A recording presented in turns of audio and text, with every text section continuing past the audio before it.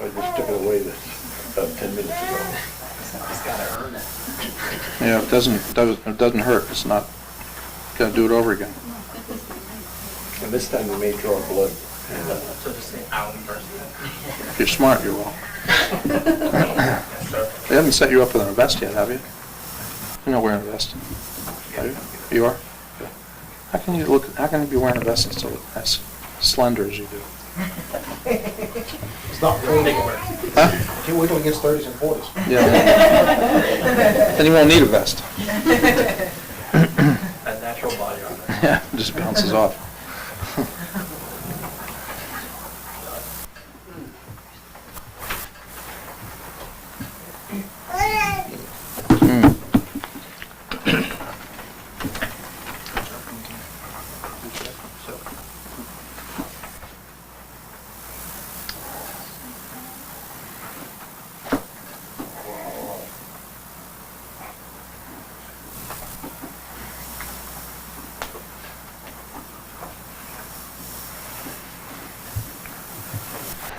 about 40 seconds.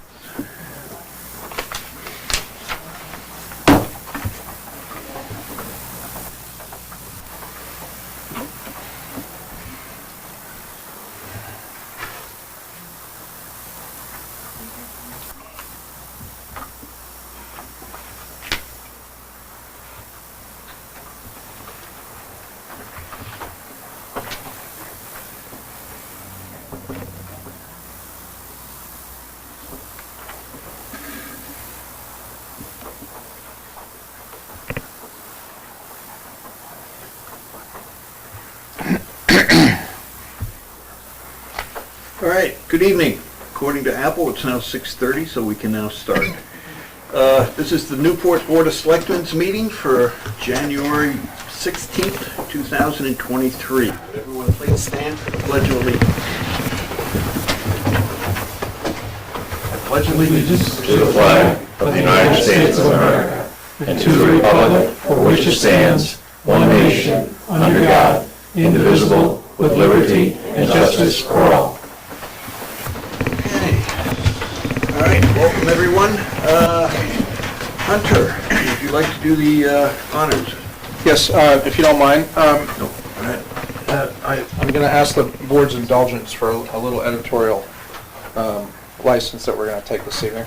We have a couple of things relating to the police department to take care of this evening, not the least of which I'll start off with, is, as you all know, we have been without a full-time chief for some time, and we have been very blessed and very fortunate to have the support and service of Barry Hunter, who has volunteered to come forward and has been with us during this transitionary time. And I would say from a personal and professional perspective, I'm very pleased that Barry chose to do that. He's been very gracious and kind with his time. I would extend that thanks to his wife as well. She's been very kind to loan him to us, but we truly are very fortunate to have had him with us during this transition period. But for some strange reason that I've yet to really determine, he wants to go home and play with his tractor and spend time with his wife and family and so on and so forth. I'm not really sure why he really wants to do that. But we're blessed and fortunate, and I'm pleased to have met Barry. I'm sorry, this is one of the measures in my professional life, is that I meet many people throughout my career, and once in a while, and I can count them on one hand, I run into people who I always say, I wish I had met this person earlier in my career. They are truly wonderful human beings, the consummate professionals, people that I would have liked to have spent more time with as I went through my career. And I mean this sincerely. Barry is going to be one of those people. They're few and far between, but we are, and I am blessed to have shared this time with him and have him here working with us. So Barry is not going away entirely. He'll continue to consult with us from time to time, work on various things as needed, and but in the interim, we are in need of a new interim police chief. And so another member of the department, Alex Lee, has stepped forward and has volunteered to fill that position for the next year. And we've taken him up on that opportunity. And we're hoping that this will be a growth opportunity for him, and we're very thankful that he has agreed to step forward and make that leap and that effort. I have warned him that it is different being number one. Number two is the ideal place to be. Number one, you have to do it, as I'm sure one member of this board will attest. Number one is a difficult challenge and big shoes to fill, and certainly coming in behind Barry, that will be the case. Tonight marks the pseudo kind of formal transition of Barry stepping away from that number one position. Alex Lee, Chief Lee, will be stepping into that position, and we're thankful for that, and we'll be having a more formal swearing in for him, probably, which we'll be asking you to do that in a couple of weeks. But in the meantime, we have another very nice thing to celebrate, and that is we have a new police officer joining us this evening. He has finished the academy and has now gotten to be on the street. Cody Foster is the newest member of our department, and as Chief Lee, one of Chief Lee's first official duties, he's going to join me in welcoming Cody to our ranks, and we're going to have a little ceremony to introduce him to you as well as to the public and welcome him officially to the department. So with that, I'll turn it over to Chief Lee, and he has a few words to say. Thank you very much. I'm excited to be appearing before you guys for the first time. I'm especially proud that so many members of the department and friends and family are all here to support Cody. This is a very important night for him symbolically, and I think it's a testament to the close-knit family atmosphere of our department that so many people are here to support him, and we're all just really excited for Cody. So I was going to try and do this from memory, but just so that I don't get anything wrong, I'm going to use some notes tonight talking about Cody. It's my pleasure to introduce Patrol Officer Cody Foster to the board and to the citizens of Newport. Officer Foster is 23 years old. He grew up in this area, living in Claremont with his parents and his sister, who are here tonight supporting him. But since his appointment as a patrol officer here, to show his commitment to the town and our citizens, Cody has moved into the town of Newport and is a resident here, which we're very excited about. We really like to hire people who are invested in our community, and Cody has already shown that. As I said, he's here tonight supported by his parents, Jason and Michelle Foster, and his sister Zoe. Cody's parents own a business here in town called Foster's Professional Painting Plus. So again, that shows Cody's and his family's commitment to our community, which we love. Officer Foster is a 2017 graduate of Stevens High School in Claremont. And then in May of 2021, he graduated from Keene State College with a bachelor's degree in criminal justice, which will be very useful for us. Upon his graduation, he enlisted in the United States Army National Guard, where he continues to serve as an artillery officer. We're very proud to have many members of our department who are serving in the armed forces, and Cody's no exception to that. Prior to joining the police department, Cody was an employee at Whalen Engineering in Charlestown, which has earned him the nickname in our department, Code. Officer Foster really excelled at the New Hampshire Police Academy. I've had a chance to review some of the materials from the academy, and he performed very well there. He was a leader in his class, and he received strong reviews from the staff. And then since coming back here and being on field training, he has continued to perform very well. His FTOs report that if he continues on his current level of progress, we anticipate that he'll be able to go off onto solo status in early February, which would be early for the program. If he's able to do that in that time frame, he's going to replace Detective Marvin in the patrol schedule, as Detective Marvin will be coming upstairs to the Criminal Investigations Division full time. As we've done in the past with other new hires, the town manager will administer the first part of the oath of office, and then I'll swear him in with the second part, and then his fiancee Brittany will pin the badge. The pinning of the badge, I think, is a particularly important part of this ceremony. It has very great symbolic importance for all of us, as, in my opinion, an officer cannot complete a full, now 25-year career without the support of family and loved ones. So I think that'll be the highlight of the evening.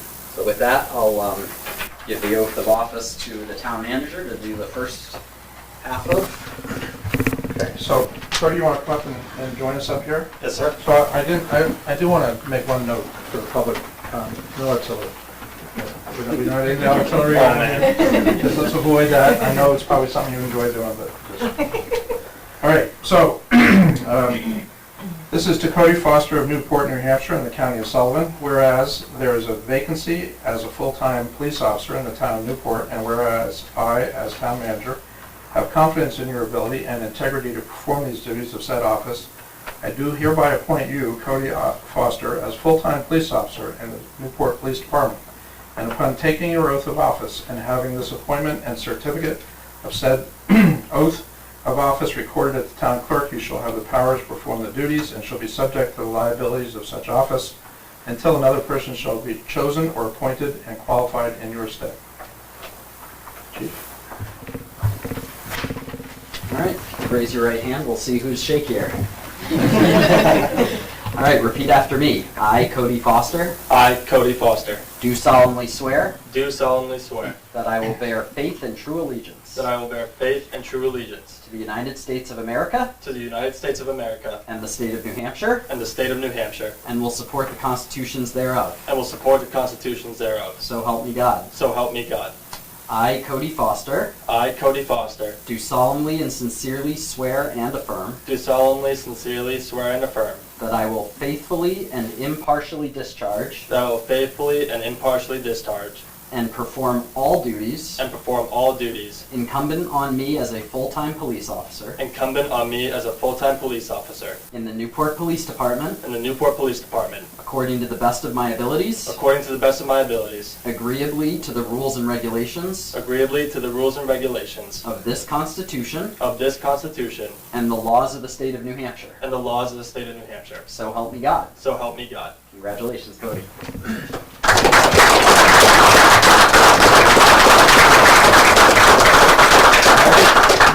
Now it's your turn, Brittany. Okay, no game. Yeah! Oh, it bleeds. All right, well done. Thank you, sir.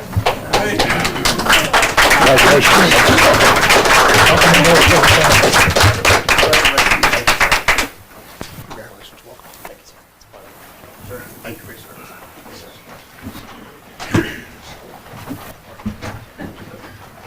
Thank you. Thank you for coming. I'll be dismissed. You may all stay for the rest of the meeting if you like. We have work to do, We won't sir. take attendance. Thank you all for coming and supporting your chief. Yes, and, thank you. Cody. Congratulations, Al. And Barry, thank you very much. Barry? Yes, Barry.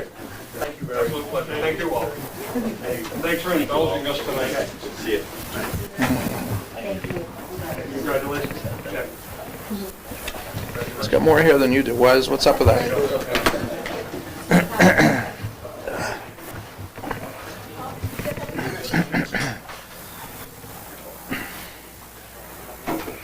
All right, moving on. Agenda review. Herb, anything? Jim? Good, thank you. Keith? I'm all set as one. Barry? All set, thank you. Hunter, anything? No, thank you. I have two non-publics I want to add. I'm going to add a non-public under RSA 91-A:3, Roman numeral 2C, reputation, and 2E, litigation. All right? So we'll make that 10A after action items. All right, moving on.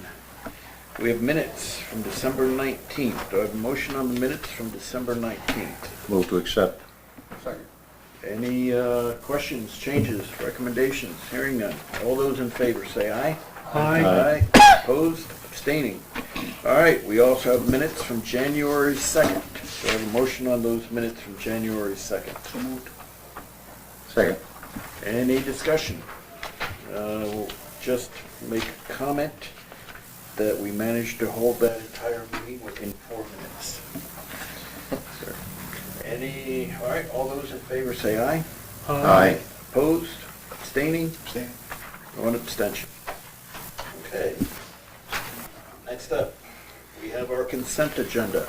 On the back of our agenda is tonight's consent agenda. A motion on that. So moved. Your second. Second. Any discussion? All those in favor say aye.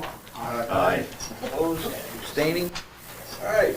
Next up is open forum. This is the opportunity for any member of the public that wishes to address the board on items that are not on the agenda. The public will be able to speak on agenda items when we get to them. Is there anyone willing to speak in open forum? All right. State your name, please, for the record. Bart Spalding, Senior, Thank you. assuming we're going to be. You were about a second ahead of the person behind you, so we'll go with you first. Couple of issues tonight.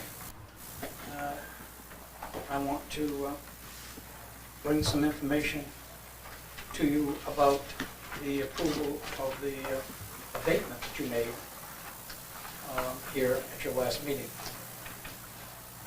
And I fully intend to insult you as a board.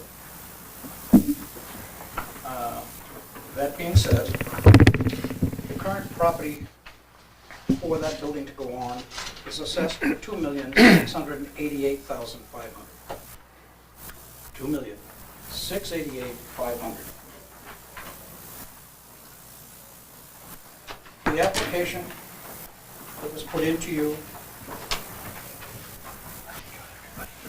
states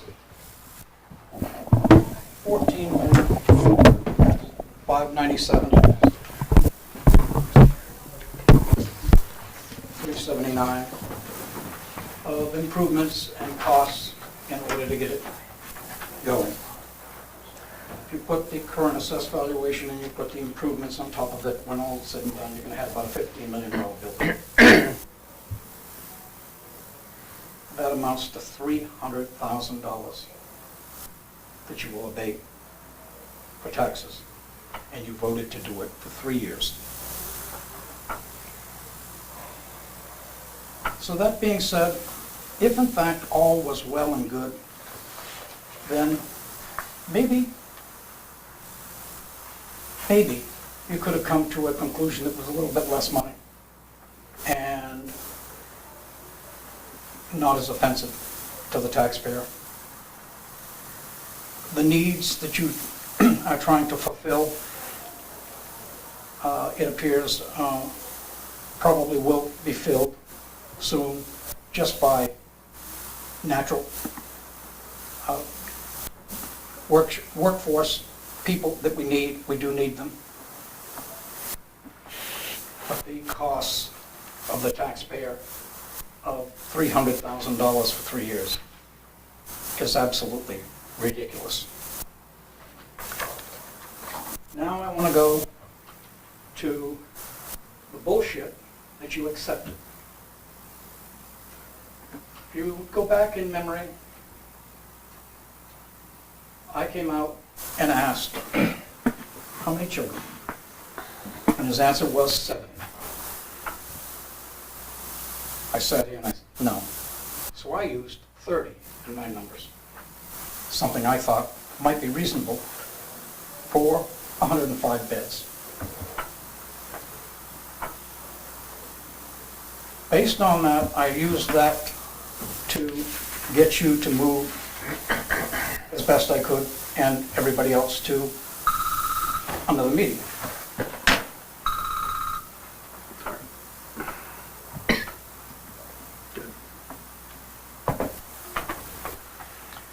And at the continued meeting, he stated some figures, and wound up at 0.7 to 10 children.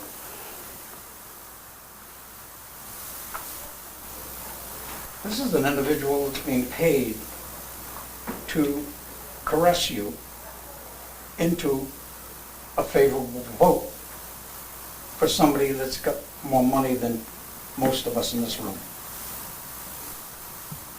And obviously will have more. So, that being said, there's all what you need right there.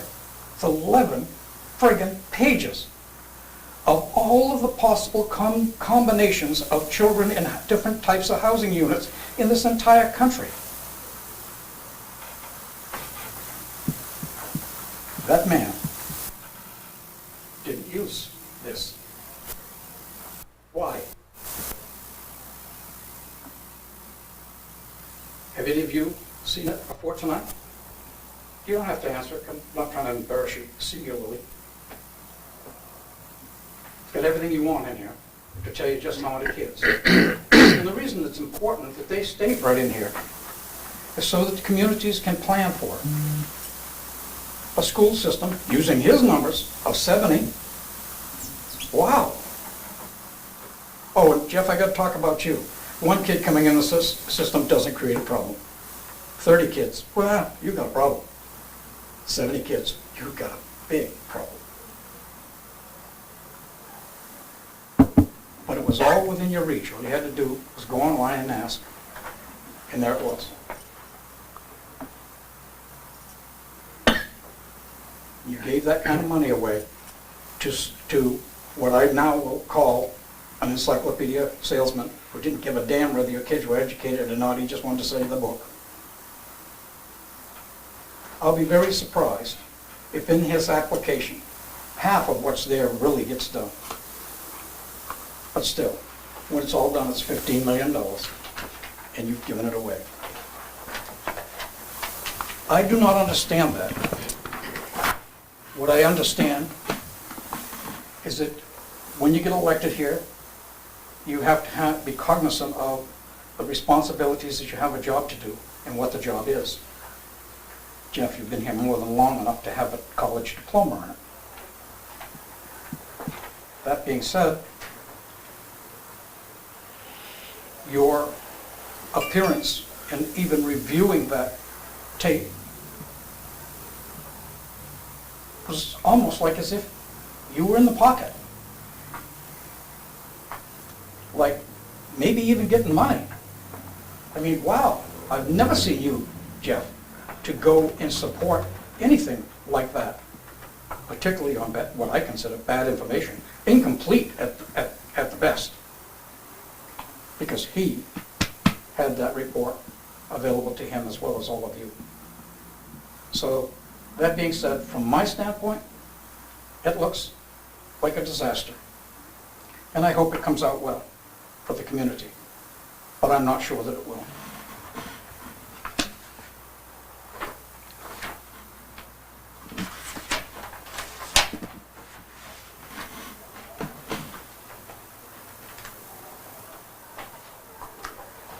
Now to go on to another issue.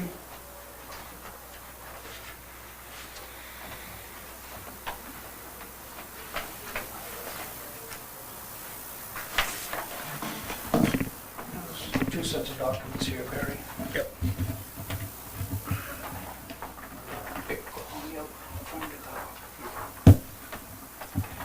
I'll get it. Yep.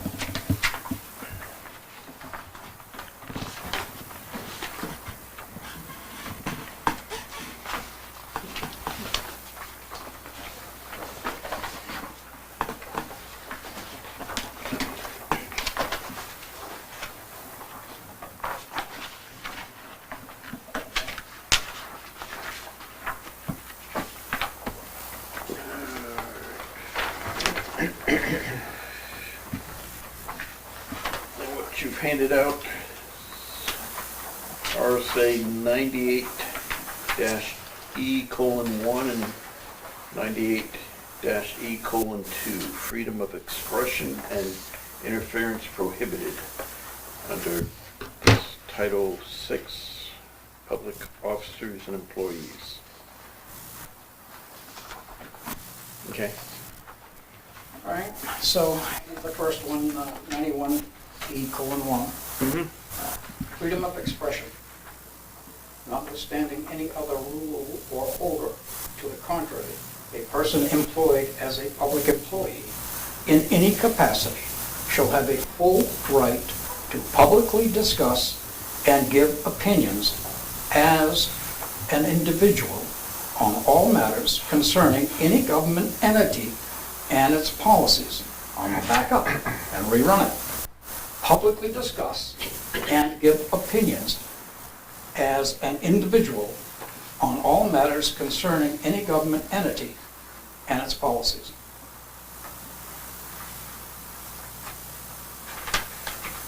And I guess I should go to the end of it. It is the intention of this chapter to balance the rights of expression of the employee with the need of the employer to protect legitimate confidential records, communications, and proceedings.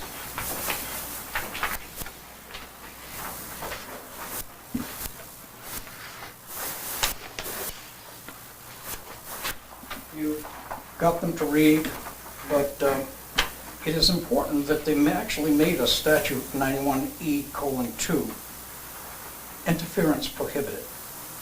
No person shall interfere in any way with the right of freedom of speech, full criticism, or disclosure by any public employee.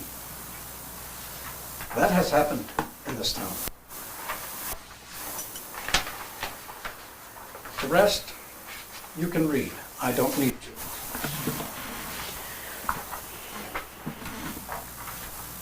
What you had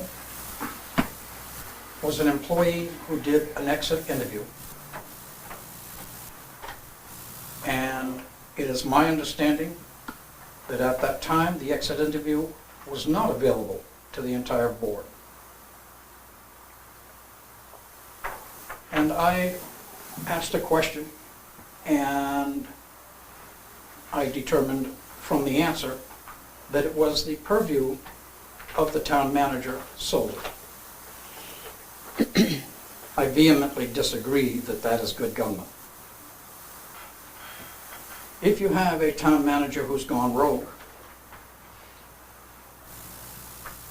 and abusing employees verbally and in other ways, and protecting others beyond things that normally would be protected, and you don't get the exit interview, and you don't have somebody coming to you with the information, you're walking blind. So, to me, doing that exit interview, I have it here, but it is my understanding that Cody is behind me and would like to read his exit interview. So at this point, I would ask the chairman to recognize him right now, and to restore my right to speak after he has spoke of his concerns. Cody, do you want to state your full name for the record? Cody Osgood. Okay. So I had an exit interview questionnaire that I filled out. It starts with reasons for leaving.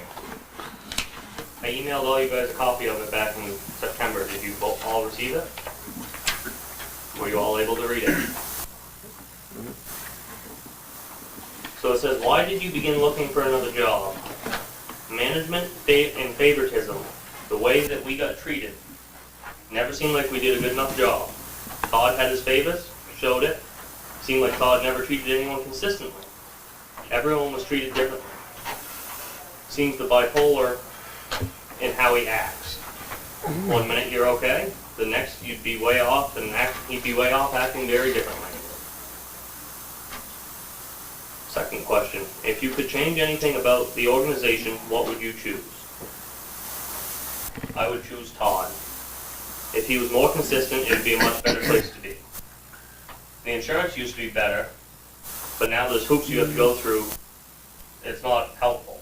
Most medical services that we are allowed to use through the new insurance are more than an hour away. Unless you want to pay the $400 a month plan. Third question, if you had concerns about your position and department, have you spoken with anyone within the town about your concerns? I did not, since I have strong feelings that even if I had voiced my concerns, nothing would have changed. I also feared how I would be treated if he found out that I spoke out about him or against him. Todd would have made my life a living hell.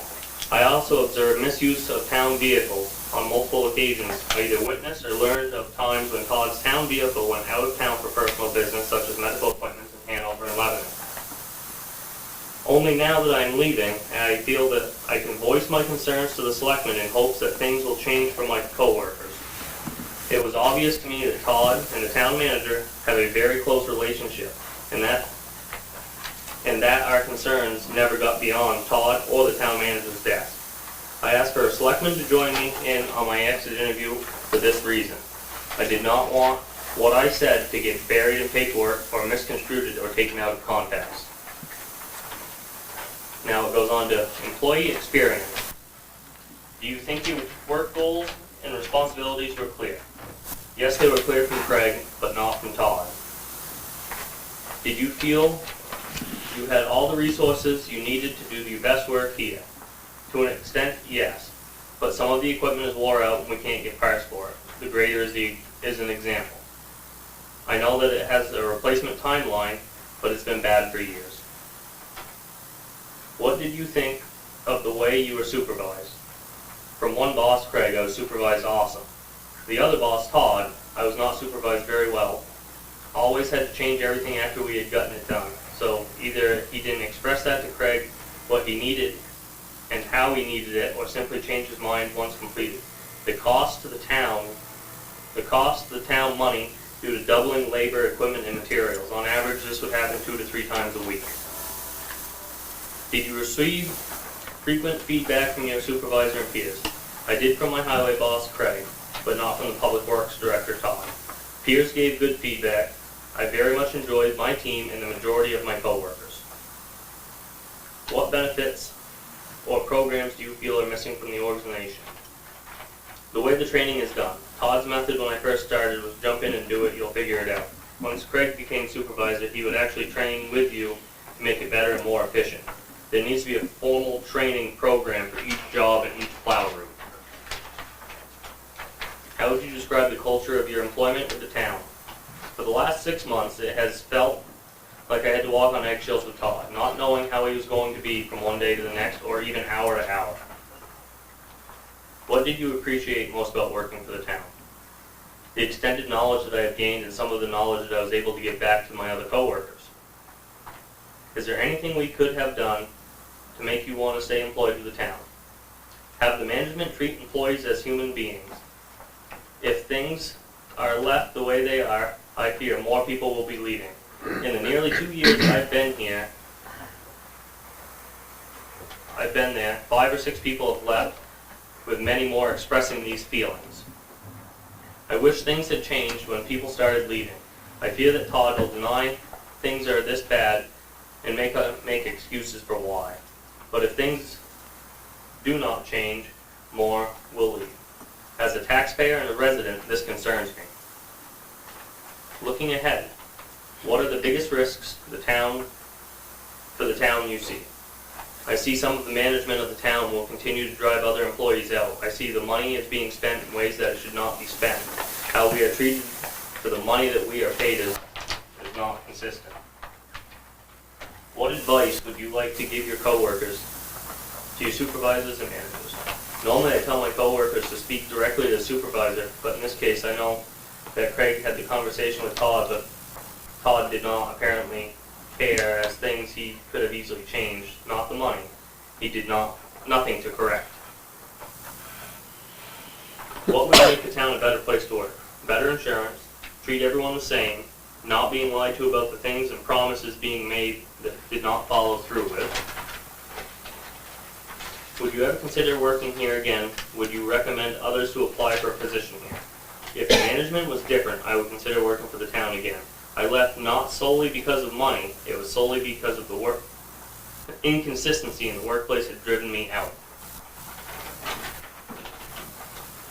I wanted to make that known to the public, so every taxpayer in Newport that is watching this and can hear this knows what is going on at the Highway Department garage. Thank you. Anything else? Yes. So the town owns an excavator. But every time the water department needs an excavator, they have to go rent one from either Trusted Rentals or United. Why is that? Because they had a water main break January 2nd? I think it was January 2nd, and United had to come in with an excavator, but our excavator sat at the highway garage. And it was not broke, and I know it was sitting there because I drove down and looked at it. So why are we wasting money renting equipment when we have the equipment that can be used? All right, anything else? No, sir. Okay. Bert, you want the floor again? Yes, sir.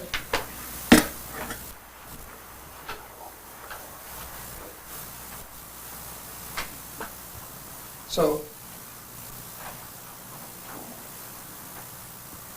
the question I will ask, and then before I give more information, is will this board vote that all exiting employees that are willing to and make out an exit interview, that in fact it is given to the entire board. So that's a request.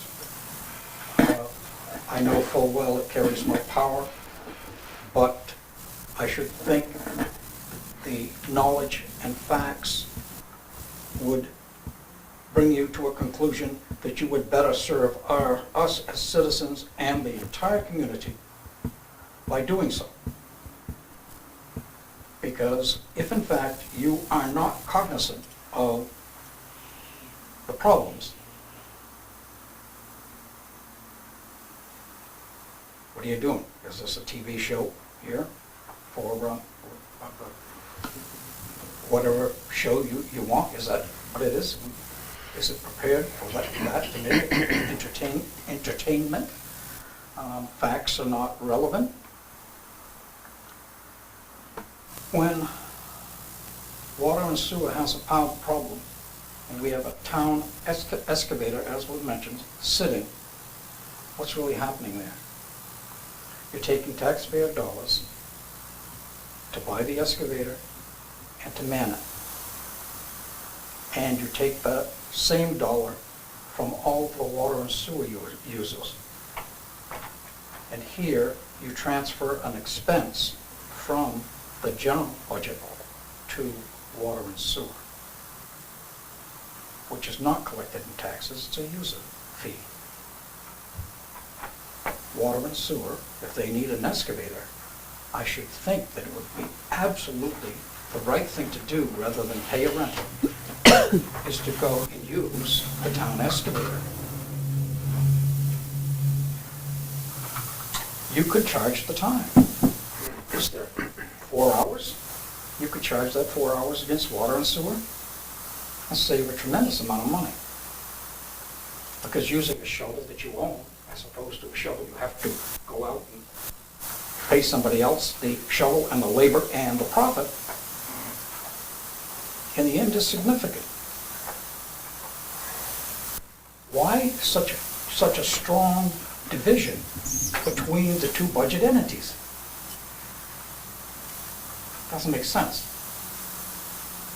Rather than have a police officer investigate, you hire a private detective. The reason that this is before you, because what Cody hopes is that it would change, and that you would look and work and do a selectman's job to find out what you needed to know to make things better. That doesn't mean you're going to clean house and throw somebody out, but it does mean that you sometimes have to change behavior. Sand Hill Bridge, $23,000 of taxpayers' money, along with some odd $1,000, $122,000 of state money additional for the difference in the bids, and the jobs that would have been had by those who worked for a New Hampshire firm as opposed to those who worked for a Vermont firm, and our millions of dollars goes essentially mostly out of state. We got a nice bridge. And so now you advertise the bridge. Well, okay, I'm going to call it stolen goods, because what really happened there was a defamatory statement made in the letter going to New Hampshire DOT caused DOT to change their mind. And that took the job away from a local company who hires local people. Then you got the sand bid fiasco. It's posted. Had a time, like, by noon such and such. After that time, somebody got a call, didn't put in a bid. Put in a bid, and that person got the job. Please correct me if I'm wrong, Jeff. The whole bidding process is to keep things from being, I'm going to give it to my buddy. I'm going to give it to this guy. The whole thing is to protect the taxpayer by the money going the right place and bid correctly. Somebody wants the job and is hungry, he comes in lower, he gets the job. So, that all being said, it doesn't look good. And then, the unlawful posting of a bridge. Coolbrook. When the discussion was happening here, the town manager says, oh, well, maybe it was the road they were posting. Okay, come on.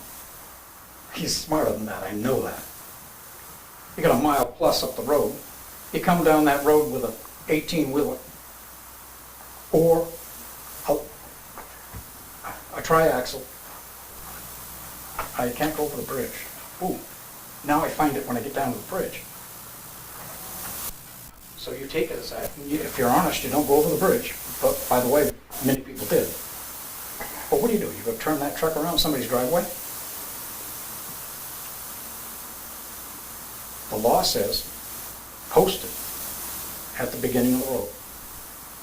So clearly, it was not a posting of weight limits for the road. It was for the bridge, which had nothing wrong with it. And I'm reminding you, just in case you forgot, that it was the top rating for those type of bridges by the state of New Hampshire.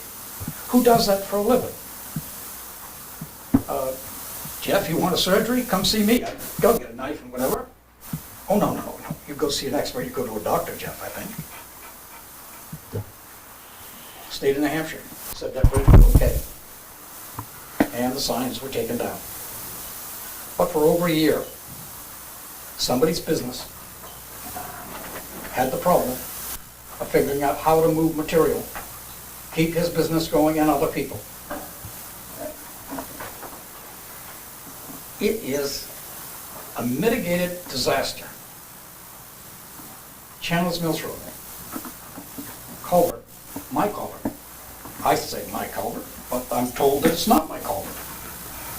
It's right there at the edge of the road, but if it's a town culvert, it was plugged. To my knowledge, still is. All right, if you've got a road here, use my finger here as the road, and you get two ditches, one on each side. If that ditch isn't draining and accumulates water, what does it do? It absorbs into the gravel that's under the road. When it freezes, you got a frosty. Anybody here or listening that's driven Chandler's Mills Road knows at the end of the pavement, what happens? It's washboard. You either try and fly over it or you go slow. It's been that way for years. So, That being said, they used it as a turnaround, which wasn't a problem with me. The turnaround was no problem. I allowed it, I thought it was fine, I have no use for it myself, why not the town use it? I get a letter from the town manager saying, no, we don't need it. Oh, okay, what do you do now? You go turn around somewhere else further, coming down, just doesn't make sense. So all of that, to me, I've never seen it that bad, in my opinion. It is an accumulation of things that ought to be fixed. And that being said, I guess I said enough. It's one hell of a pile of manure. In the back, you had your hand up? Yes, state your name for the record. Laura Stetson. Thank you. I have two items. One is the North Newport well. In December, the board had discussed having a hydrogeologist, Mr. Frank Getchell, or somebody else come and present concerning the well so that people will understand what is happening. It was going to be in January. This is the second meeting in January. It's not on the agenda, so I was wondering how that's coming along, getting somebody to come to a BOS meeting. That is still being planned. It probably would not be at a meeting, but would be a standalone meeting. Hunter, you? Yeah, actually, that's included under 9C. And you're right, it could either be during a selectmen's meeting or some other time. That's a topic for later this evening. Okay, it's not written. Oh, Yes, I okay. understand, but there's several other planning and dates that to be reviewed. Thank you. The other one is, there have been some articles in the Valley News that you might have read, and it's all about electricity and communities banding together. Let's see, for the Community Power Coalition of New Hampshire. It has to be, that's something that has to be done on the excuse me, Board of Selectmen level in order for residents to get a lower price of electricity. And I was wondering if Newport is going to consider joining into that. Currently, there are 27, I believe, municipalities. Keene is one, Lebanon is one. There are 3 others up in the lakes region. So I didn't know whether or not you were looking into that, or if you had considered that at all for the residents in Newport. Hunter, Yes, you are looking into it. yes. It's something I personally don't know anything about.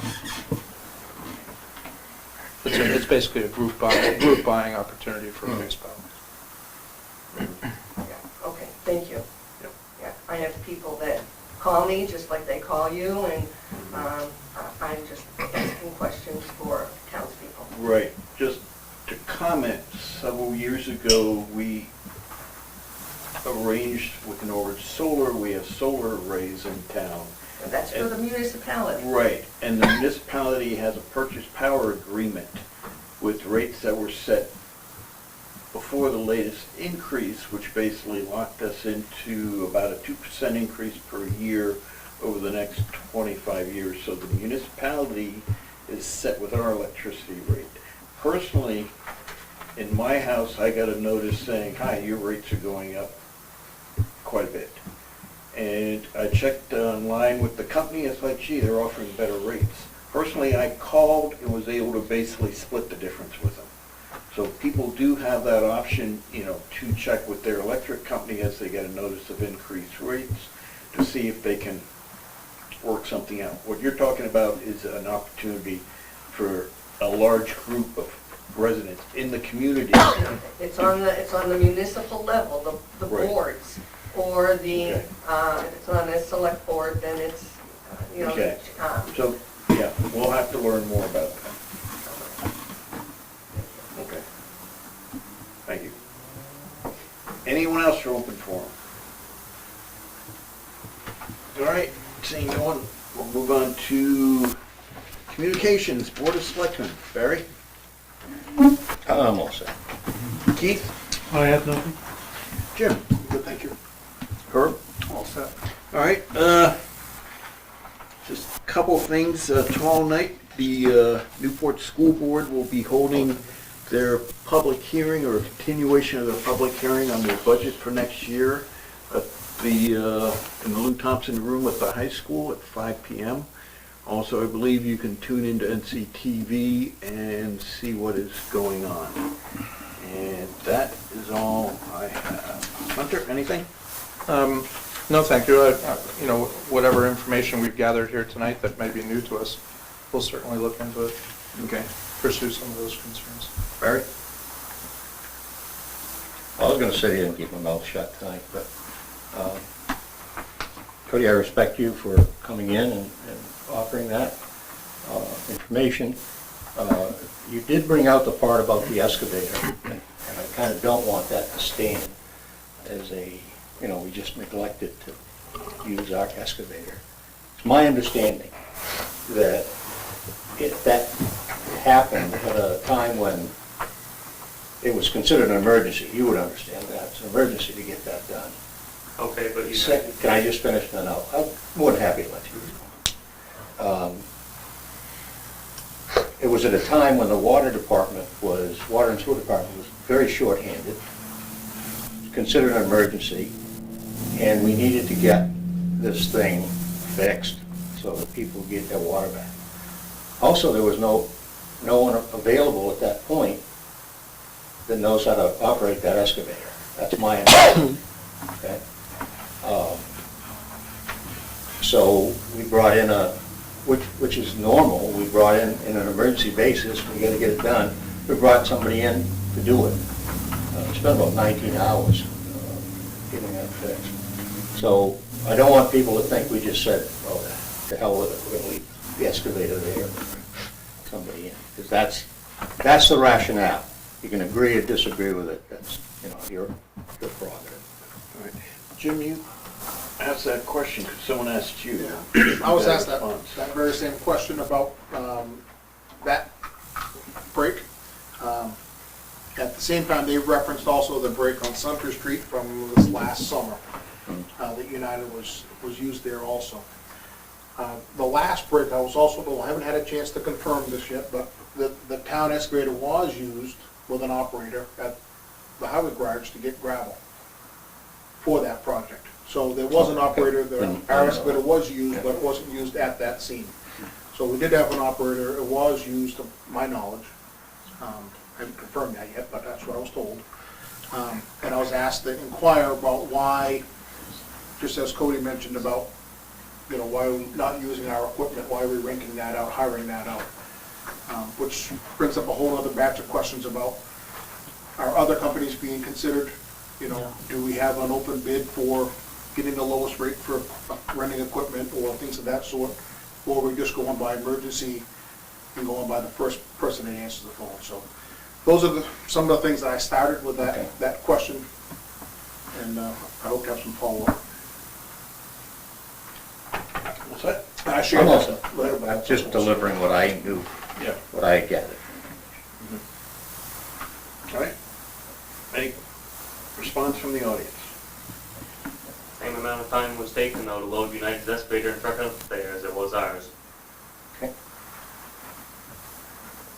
Not being an excavator operator, I'm wondering if excavator A is like excavator B, and if you bring in a user to use an unfamiliar excavator, is there a learning curve, and is that worth doing when you're trying to do an emergency repair and not accidentally punch through other pipes?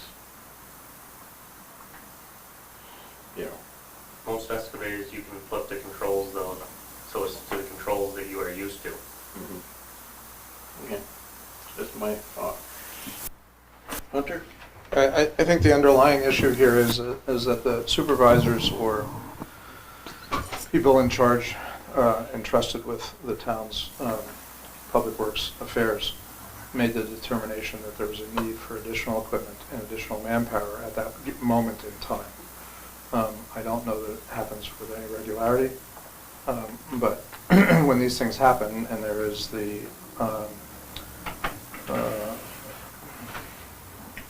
the feeling that there's an emergent situation, it really calls for, a split-second decision. I've got people here, I've got people there. What's the best allocation of my manpower and my equipment? And as some of us know here, that's not always in retrospect 100% correct. You make the best decision you can at the moment in time. I'm not suggesting any decisions were made that were incorrect, but it's pretty difficult to second guess after the fact what was in someone's mind, what they interpreted to be the circumstances. And I wouldn't expect that under emergent circumstances that there would be a lot of opportunity for a lot of calling around and trying to find out who's available, who's got the best piece of equipment, who can deliver that piece of equipment, and an operator. There is a certain amount of liability or desirability to have people who are familiar with a piece of equipment to know how to run it. Every piece of equipment operates a little differently. That's why we do have efforts to train our employees on various pieces of equipment, because they're all a little unique. It's like trying to sell what's referred to as a service vehicle. Service vehicles take a lot of abuse because they're driven differently by all kinds of different people. So I don't know about these one or two circumstances, but again, I rely very heavily on our department heads to make those kind of calls under those kind of circumstances. But I'll chat with them about it a little bit more and see what those circumstances were. But that I think you all got a copy of the department's response. So I'm satisfied at the moment that there wasn't a flagrantly bad decision at the time. But as I said, I don't know what happens with any great frequency, but we'll look at it. Okay. Bert? Two things. Jeff, I think if you walked out of here with my car keys, you wouldn't be able to figure out how to drive my car. Put 5 excavators there, and an excavator operator will operate in any one of them. Just like you go out, get in my car, you turn the key, and you drive it out of here. So to raise that cloud that in fact it takes this particular individual with this machine, that's not the case. You can find some people that can't transfer, but all of those are out there that are gainfully employed. They go from one to another regularly. And if they don't, then they get in. It's not rocket science. You've got it, you know it. And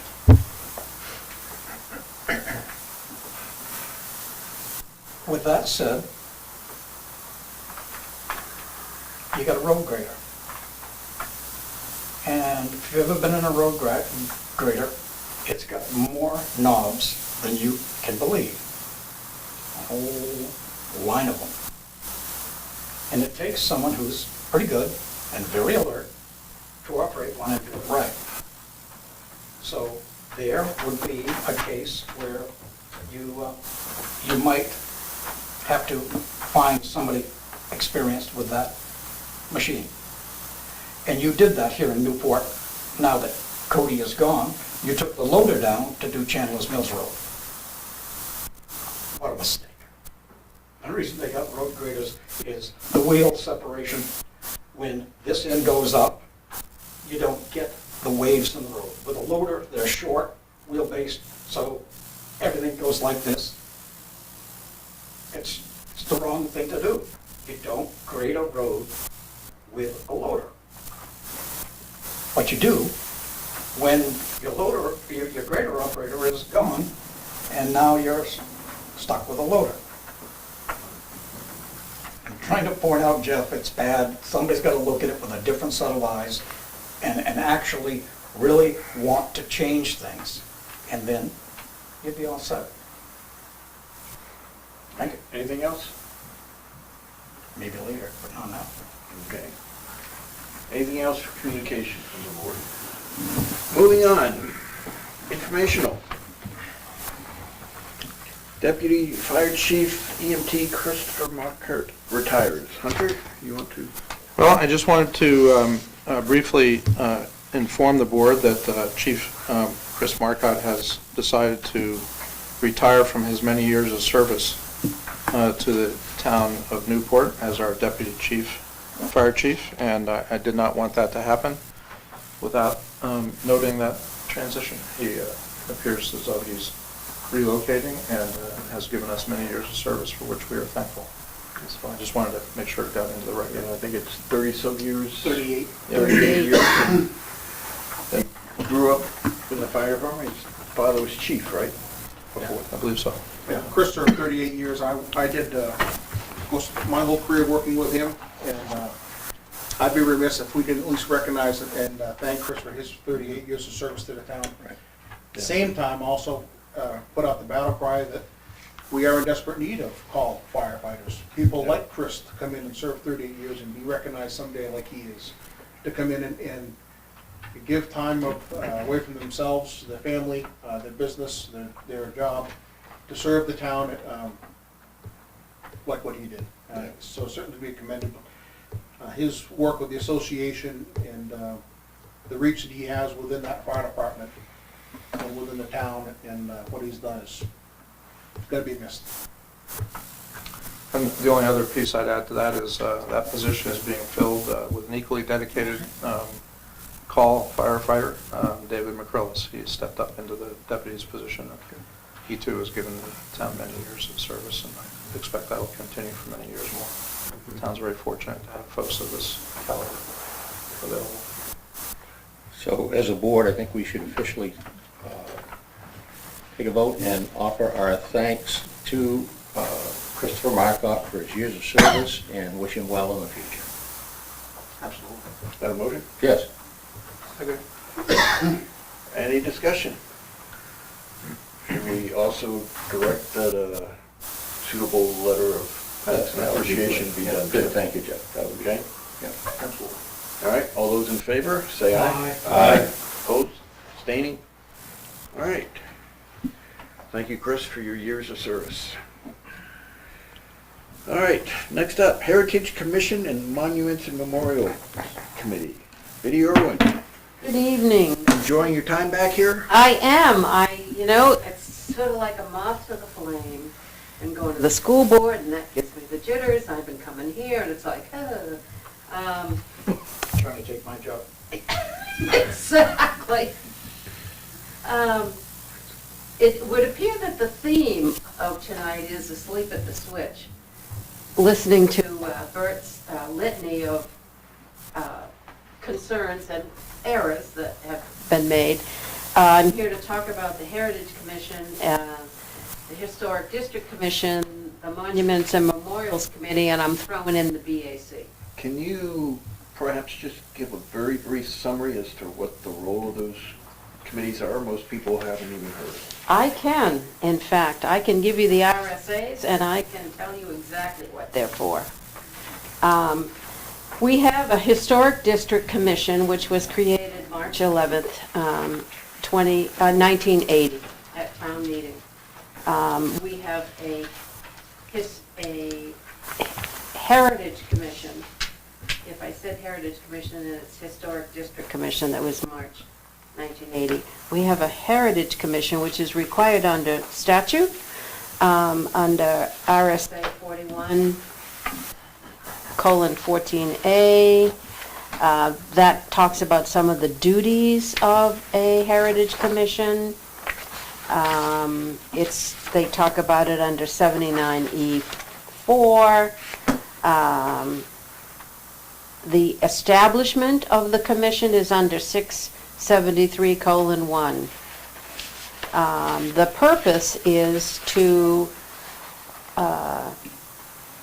oversee and to opine on activities in town that are of historical significance and ought to be preserved, or there ought to be a reason for them not to be preserved.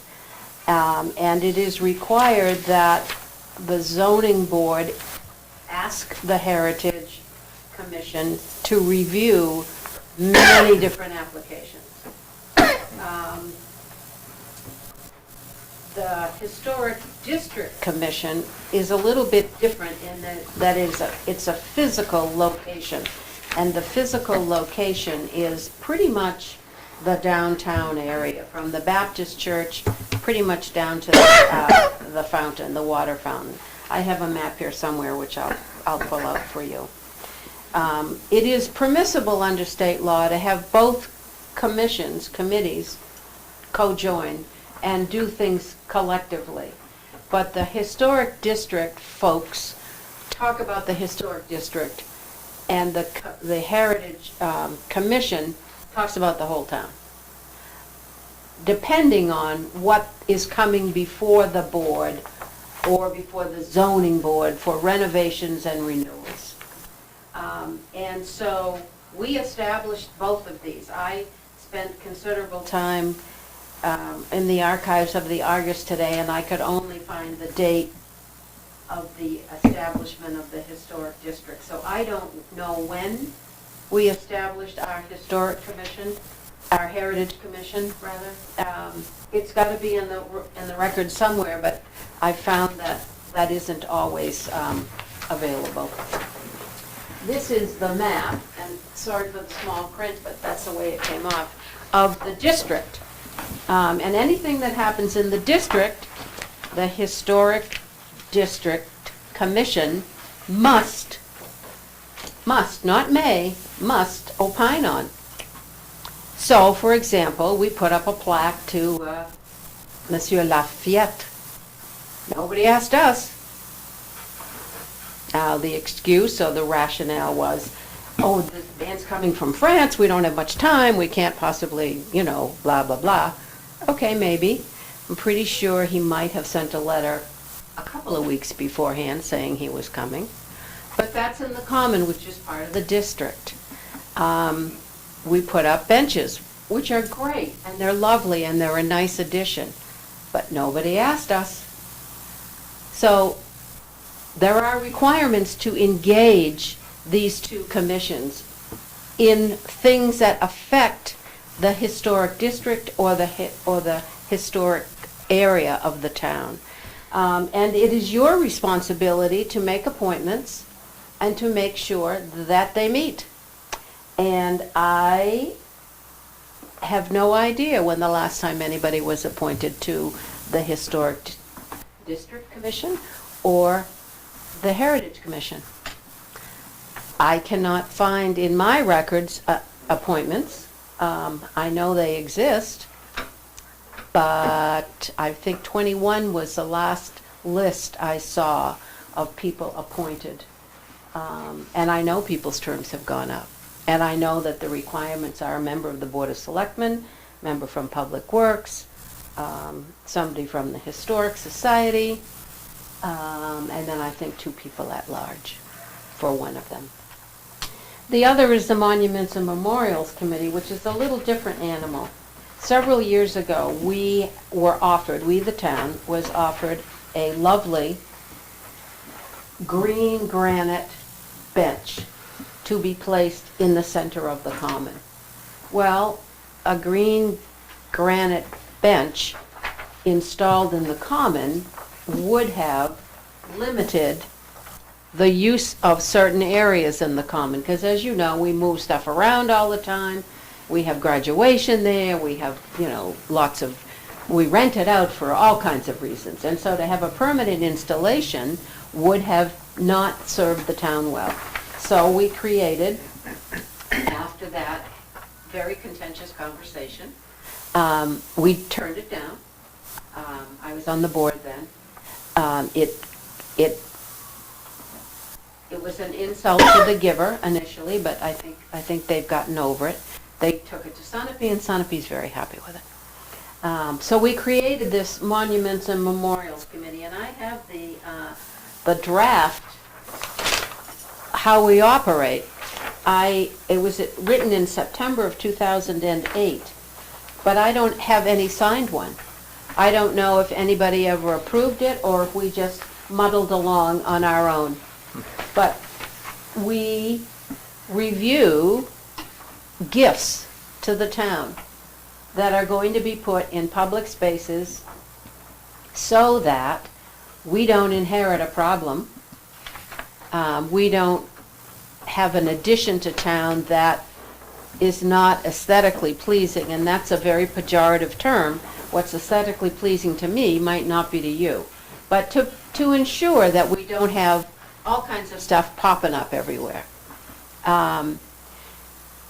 We approve gifts because once we get a gift, we have the maintenance. We already know how thin on the ground our Public Works Department is and the folks who do the maintenance. We were given that lovely park at the top of Central Street, the Campbell Park, and the town accepted it, and we were also at the time given maintenance for, I want to say 5 years, but don't hold me to that. And then it was, well, we're done. So now they have a new park to maintain.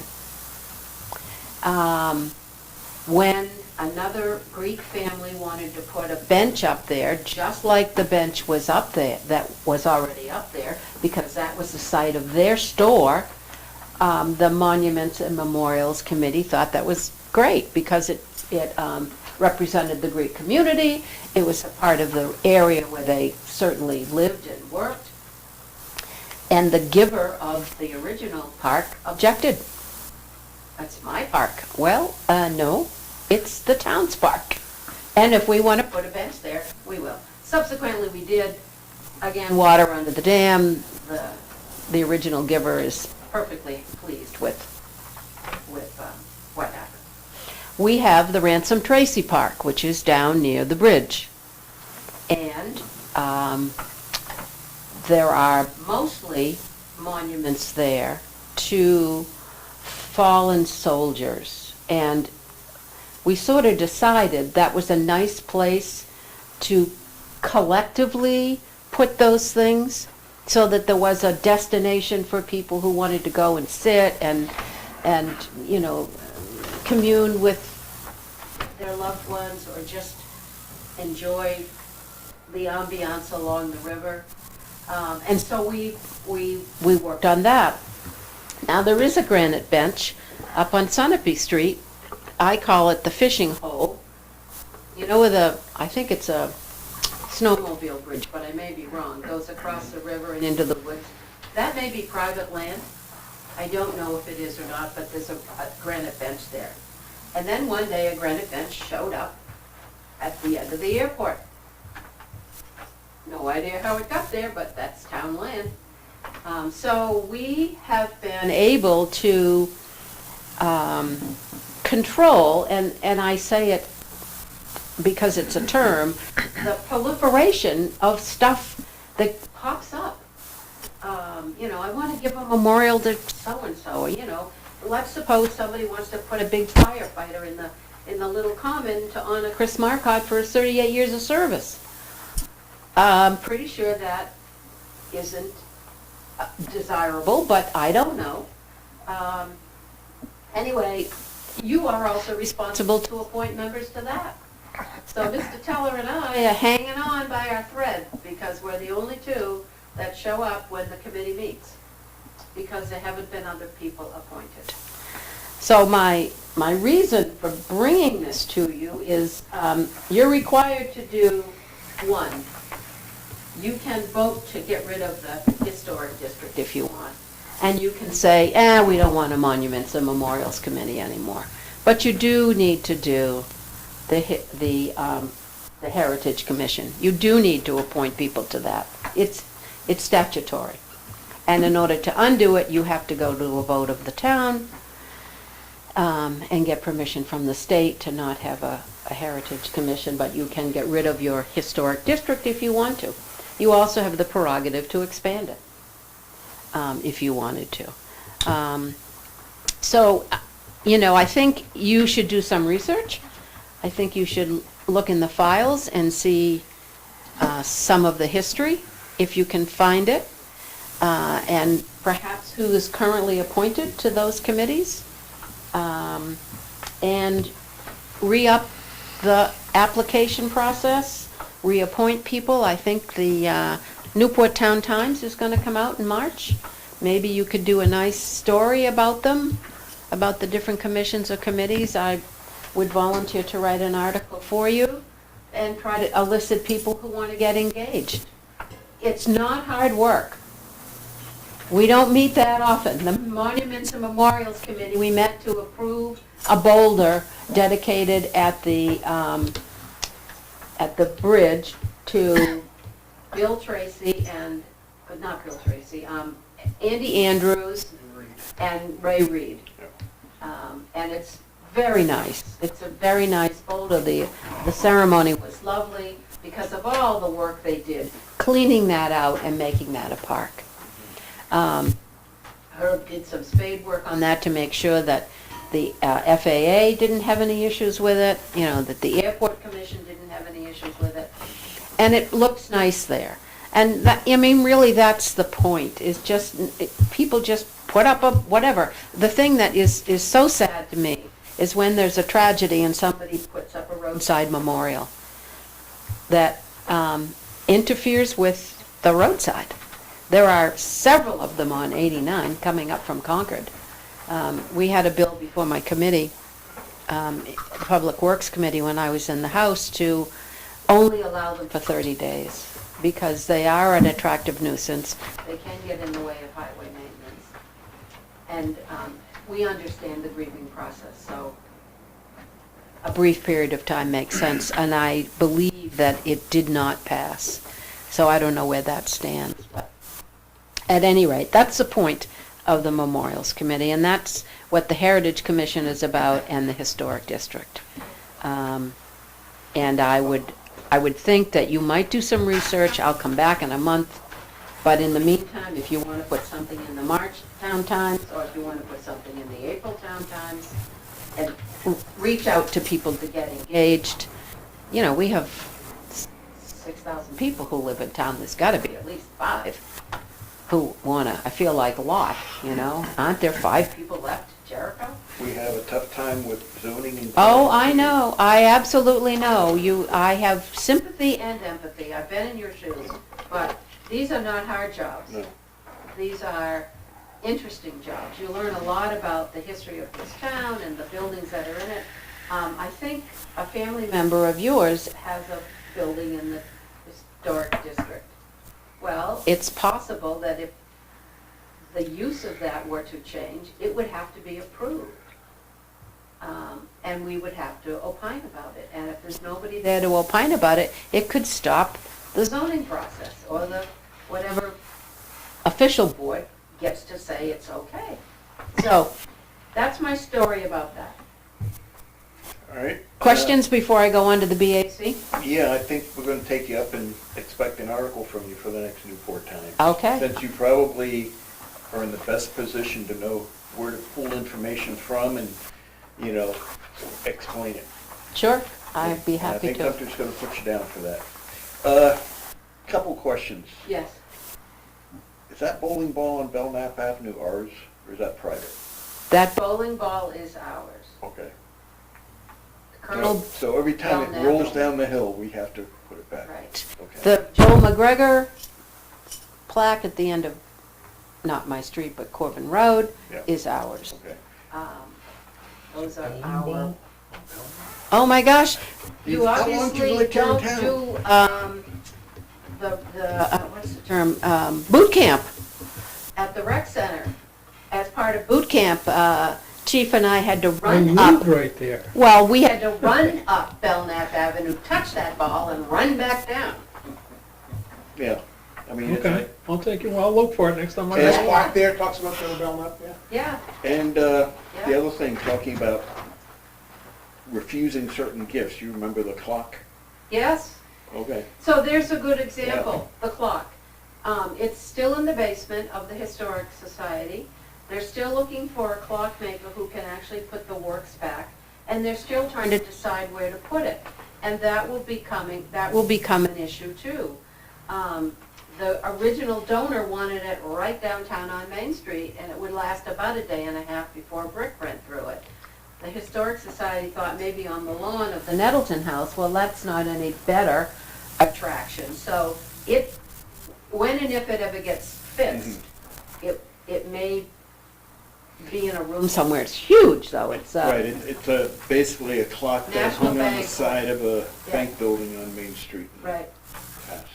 right. So those are all part of the issues that we face, so that we have, you know, you, to your credit, take the credit if it wasn't you, the town is looking good, you know, the new sidewalks, the plantings, the benches, you know, I don't know what happened to the banners, I still will get to the bottom of that, but I'm not gonna fight that battle Yeah, tonight. you can blame Hunter. for I that. have acquired about that, and I've been given the, yeah, they'll come back, but they aren't No, back. not the banners, the good looks. Oh, the good looks, yes, I will credit Hunter with that. But so we don't want stuff just appearing because somebody thinks it's a great idea. It needs to be planned and thoughtful. It's not to say we're against anything, but it needs to be planned and thoughtful. Yeah. State your name for the record, please. John Lund. Couple of things. One, that clock, I remember I was on the board with you, and I got a picture in the front of the Argus pointing my finger at George Smith, who's poor Yeah, guy. God rest his soul. Yeah. Anyway, the Heritage Commission subsumed the historical. When I was on the board, I was running that. David Discavich and I put the Heritage Commission forward so that we could accept money.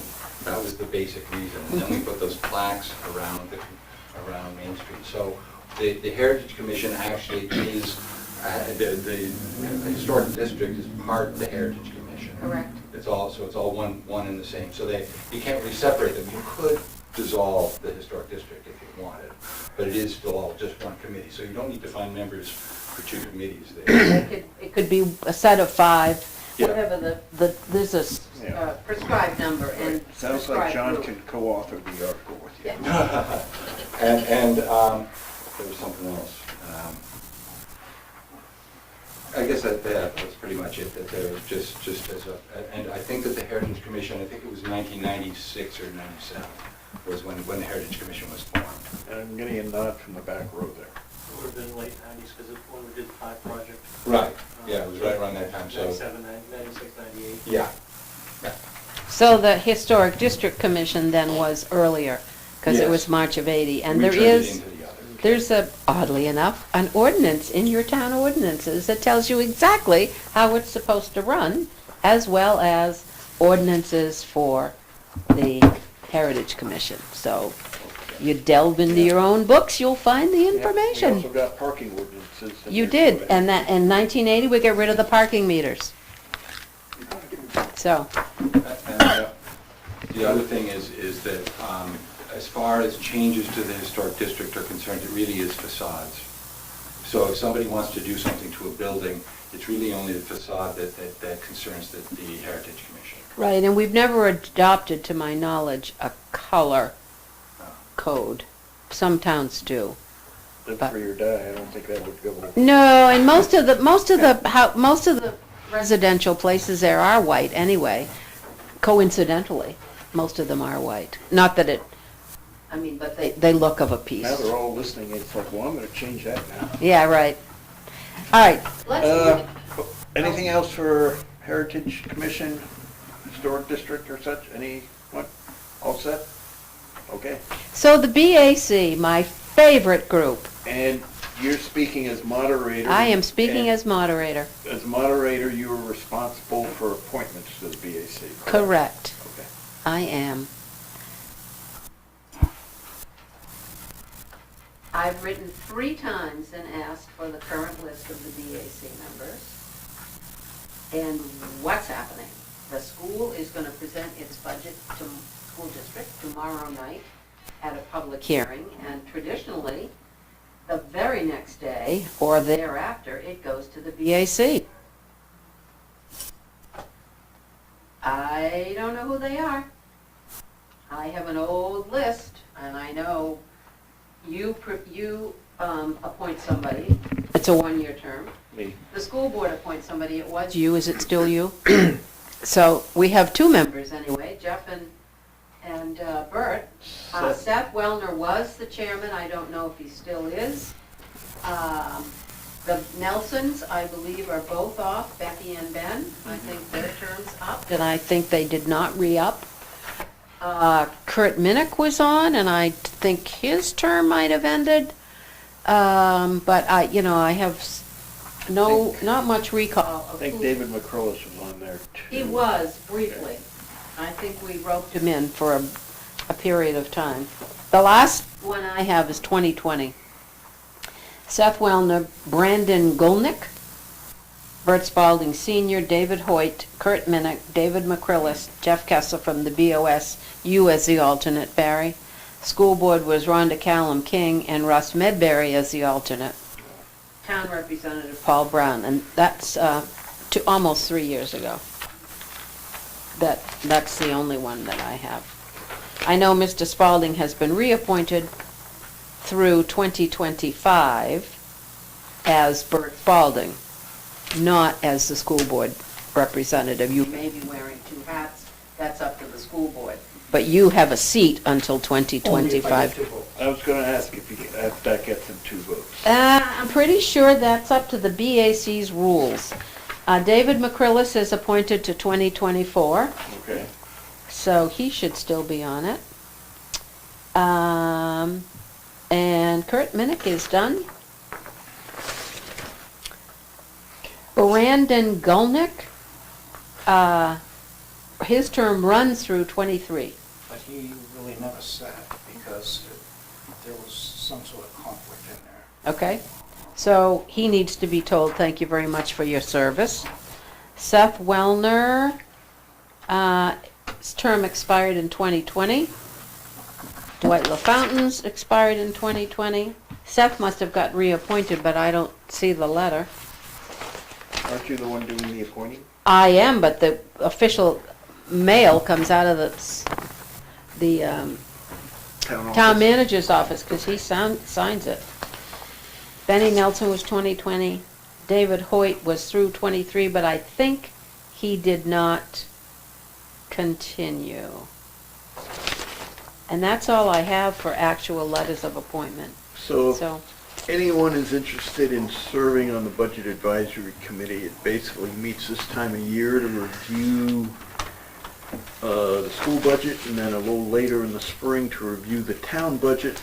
So it's basically maybe a 4-month commitment, but it can be quite busy at times.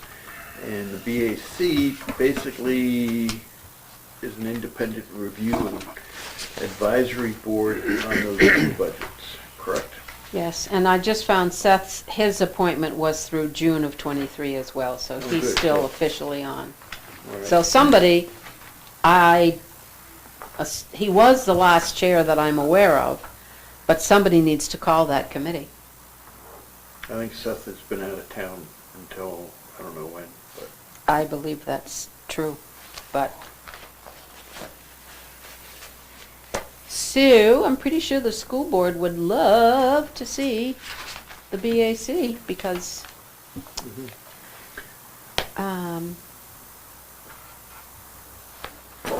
it's important to some people. I think it's important to the whole budgetary process here in town. Okay? So what are you going to do? We'll punt to the school board since it's their budget up first. But they don't get to appoint the budget advisory committee. I do as town moderator, not as school moderator. Okay, so pretty much I believe we need to see if we can get a hold of Seth, since he is the last chairperson, and see if he can appoint or schedule a meeting, and see where we go from there. Try to get, I'd say it'd be important to try to meet sooner rather than later to review the school budget, so. Because you've got a ideally- very tiny window. I know. So the BAC can try to get their position in front of the voters at the school district's deliberative session. Right. There have been times when, generally if there are any changes at a deliberative session, then the BAC would reconvene to review those changes. Correct. So that their position is available on the warrant for voting. Worst case, try to at least meet in time for that. So February 4th is the deliberative session. Doesn't leave much time. Nope. The budget will be ready tomorrow night. Correct, Mr. School Board? Yes, unless, Unless something untoward happens, right? So, and today is the 17th? So- 16th. 16th. So perhaps Hunter, someone can, in the town office, can try to get a hold of Seth, anyone who knows his number, and, Taking care of that right now. okay, and we'll see if we can, Simple enough. And I'm available to appoint anybody that wants to, that is interested in serving and will commit. yeah. The issue, it's intense for a couple of weeks, and then it goes away. Right. But it is intense for a couple of weeks. Okay, And that's all I got. all right, Thank you very much. Bert? well, down your list, I think Seth is a yes. That's my opinion. He called not too long ago. Okay? Kurt, I question. No, he's done. He's done. Yeah. He said no. No, he got a thank you, no thank you letter. Yeah. Nicholas says no. Well, he's still appointed to 24, so he should be asked if he intends to serve. Okay. Wade is a no. Yeah, Dwight is a no. correct. And That's pretty thin. that leaves me as chair of the Budget Advisory Committee. Be still my heart. I am so glad I don't have to go to those meetings. You need to appoint an alternate too, and you guys need to appoint an alternate. I don't have to do it. Still will. I mean, the You're school board alternate? does. So, yeah, we're set with, whichever one, we'll have to go look at. You just have to give me the information, Okay, or have Joanne send it to me. I don't appoint you, you appoint your own Right. members, I just need it for my We records. did it last May or June, so Okay. it would be in the minutes from that too. You remember the thing that when you'd have a big dinner and it's time to clear the table and do the dishes, you do this? No, you don't know this? No. So the last person who goes like this gets stuck. Not it. Right, not it. Okay, thank you. All right, if you Thank you, want to Betty. stay, we're going to go over our schedule for the town and the budgetary process, and Oh, then the sure, BAC yeah, is yeah, gonna that'd be great. Paul could probably even give you the schedule. Hopefully it's a day that I can participate All right, in town meeting. moving on, select board meeting schedule, bonds and public information. So why don't we start right off, and Paul, you can just tell us about the proposed budget calendar for this year. Actually, Mr. Chairman, if I can take care of that. Okay. You all have this particular calendar Yes. at hand. The only color that may not have reproduced itself well was a light purple that appears on March 14th. It appears on my copy as white. Yeah. It's a very light, Yeah. so that is, there's actually a color in there. Okay. So, we'll walk through just real quickly, the orange or tan, which appear on January 16th, February 6th, 20th, March 6th, April 3rd, and 17th are regular select board dates. The lighter blue one, lighter yellow ones rather, that appear on the 13th of February is the budget, the select board budget review,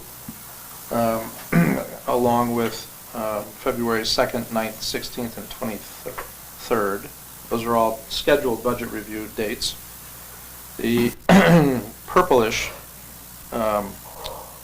which really appears in March, roughly the 7th through the 24th, with the exception of the 14th and 20th, whatnot. That's BAC review dates. They don't, we're not anticipating they're going to meet every single one of those dates, but that's the window for them to meet and to offer their opinions about the budget as being proposed.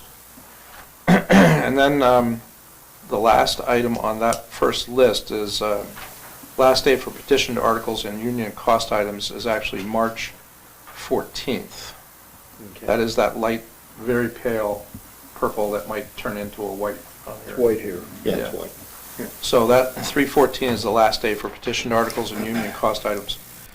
Continuing into the next column, the dark blue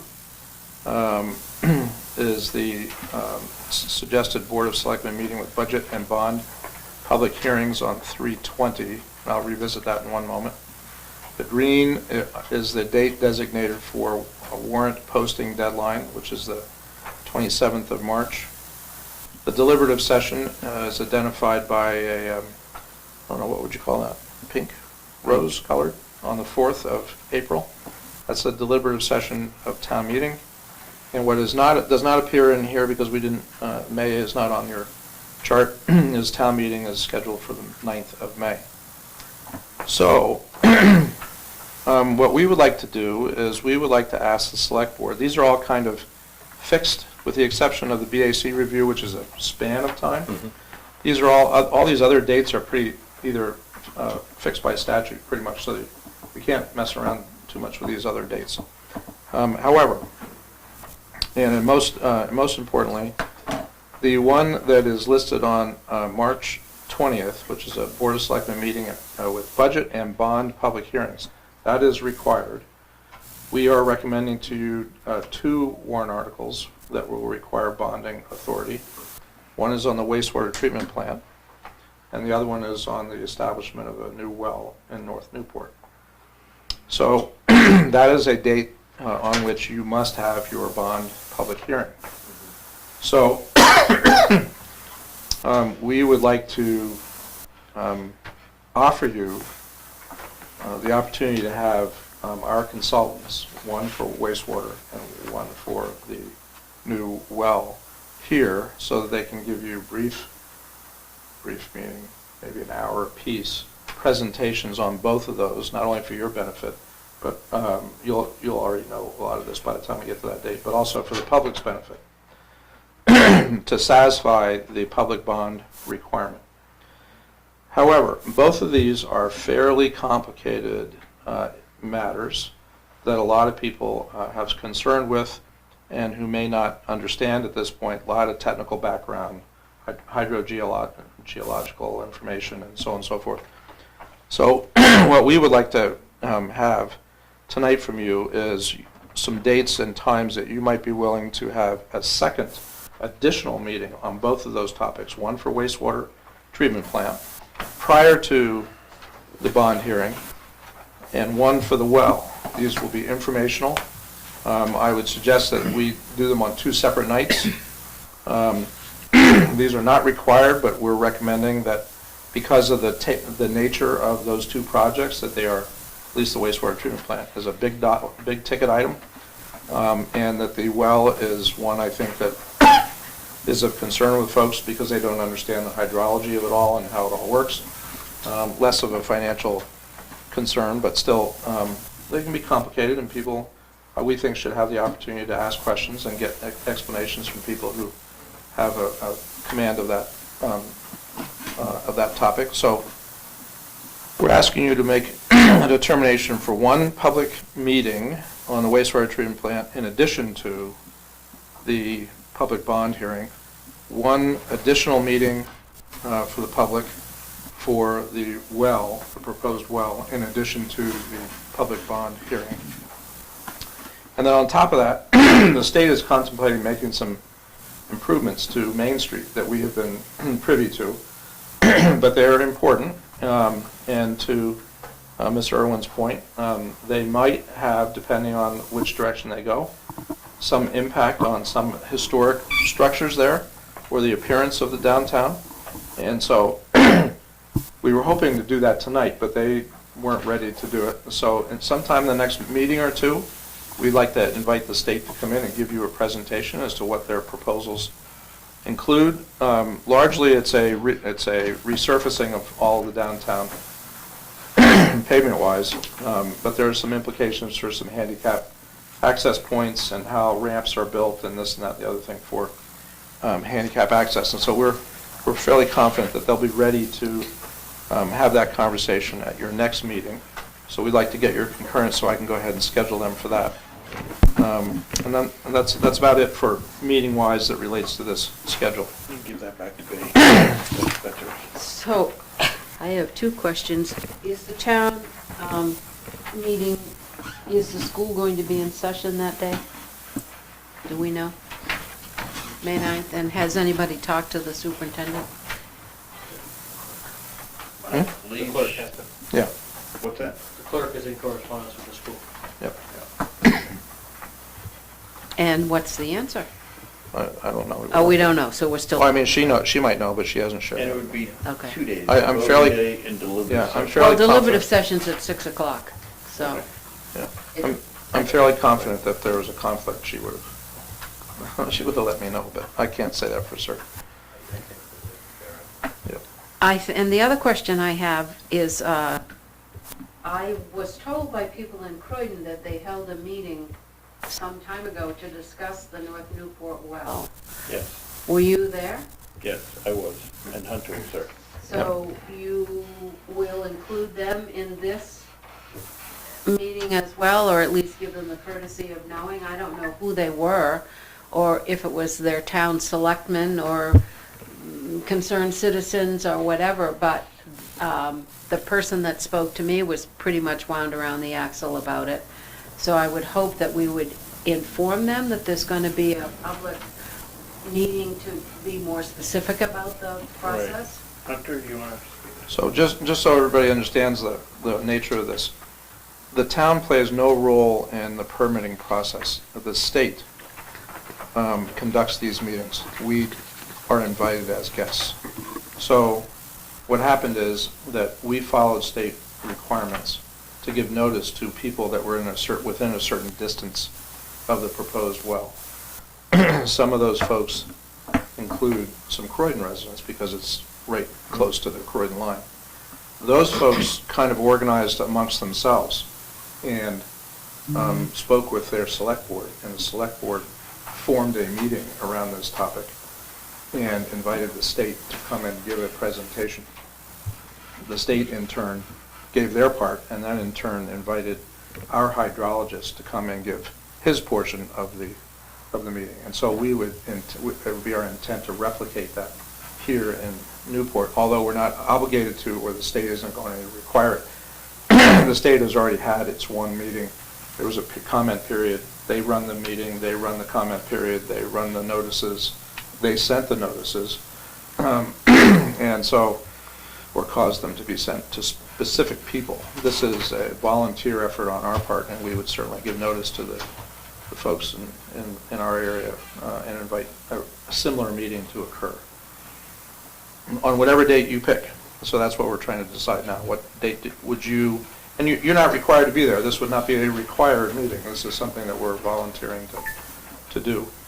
We're just looking for dates, if you want to attend, that you might like to go and participate as well. What's a good date? Well, 2 good dates. Would it make sense to have it sooner rather than later, like in February, or closer to prior to the bond? Well, from our perspective, we think sooner than later because it gives people a chance to absorb, and if there are follow-up questions. So I'm thinking maybe February would be a good time. We were thinking maybe one of the Wednesdays in February, 1st, 8th, 15th, or 22nd. About 2 Wednesdays, one for each. That would be fine, that with us. And we'll set up the appropriate staffing, and we'll pick a location, and we'll get the word out. And hopefully, we'll have a chance to, well, we'll just get it out. We'll figure out how to get it out to folks. Any preferences on Wednesdays in February? Are you going to be here, or are you gone? Or early March, I think. End of the month. So beginning of the month better than End of the month is better. All right? Or early March, whichever. End of February, early March. 8th and 15th, both of those are fine. 1, 8, or 15. 8 and 15 of February, good? Let's shoot for that, if we have to modify, depending upon what other schedules are. Conservation Committee meets on the 15th. So can I ask just because the 8th and the 15th gives us 2 weeks to organize that, and I have to coordinate this at the other end with the consultants. Could we pick a couple of dates for each in case they say, oh, no, oh my God, they can't do it on the night that you've selected? Well, any Wednesday then.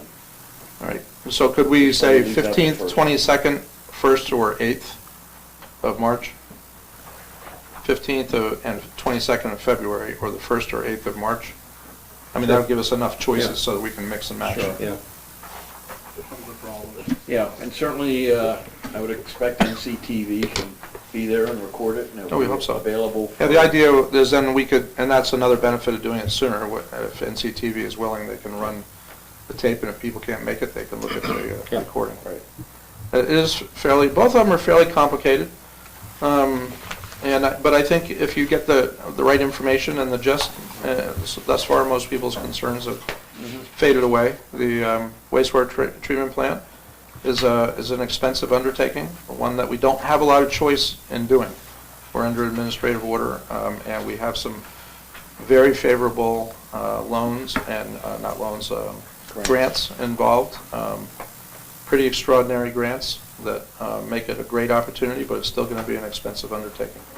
Very expensive. Yeah, and people need to get past the sticker shock of the whole thing, understand the funding stack, which will make it less onerous, and understand why we have to do what we have to do.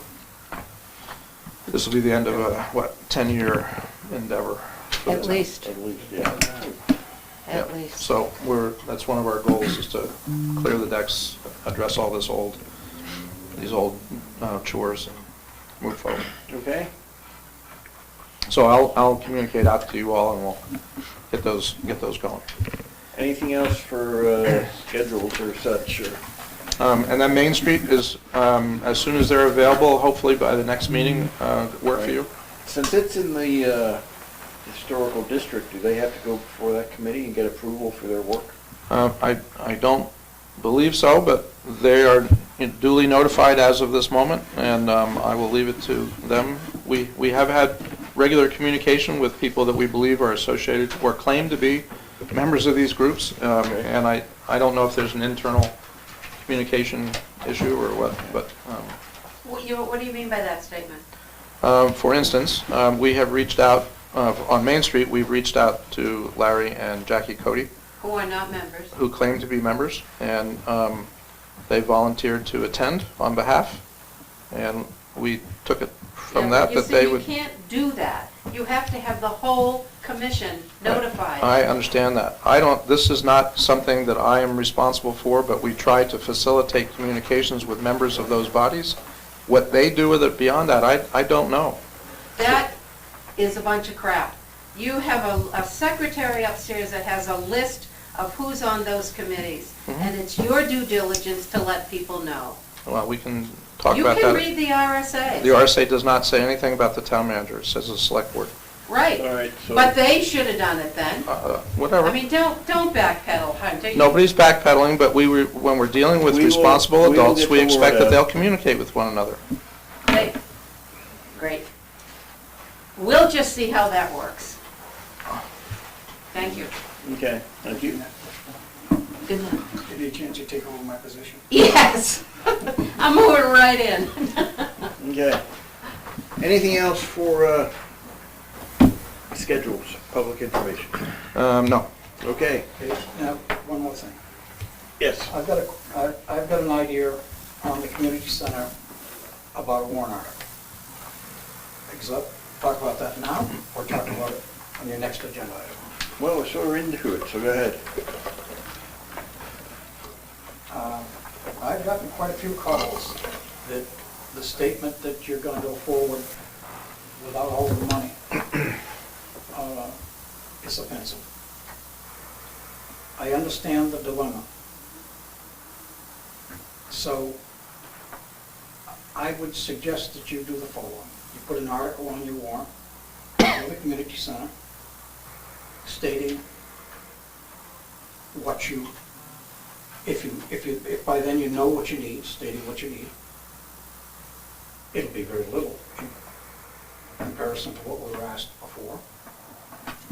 And even if it's nothing, because if you don't, if you have the money and go forward, and you get a cost overrun, and you have to come back and ask for it. Boy, that's gonna be a hard pill to swallow. So why not ask it up front, first, now, this year? So think about it this way. You were asking for this much money originally, and you only got this many votes. Now you take that pile of money way down to here. What happens to the number of votes? You get everything you want. Right now, everybody's saying, we've turned it down twice. When I say everybody, I'm talking the people that are talking to me. Turned it down twice. You know that I support it. That being said, I still do. But I do not support going forward and buying a car that you know you can't pay for, if we get in that situation. So I would ask the board to entertain an article, even if you put it in there for just $1. As it is right now, we don't know what it will cost. Right now, the bid documents are being prepared. They should be ready in a couple of weeks, beginning of February. At that point, we will put it out to bid. We'll have the documentation for people to bid against. And once we get the bids back in, only then will we know what it will cost. Also, at this point, we have commitments from grants, donations, and other sources of about $8.7 million? 8.8. 8.888.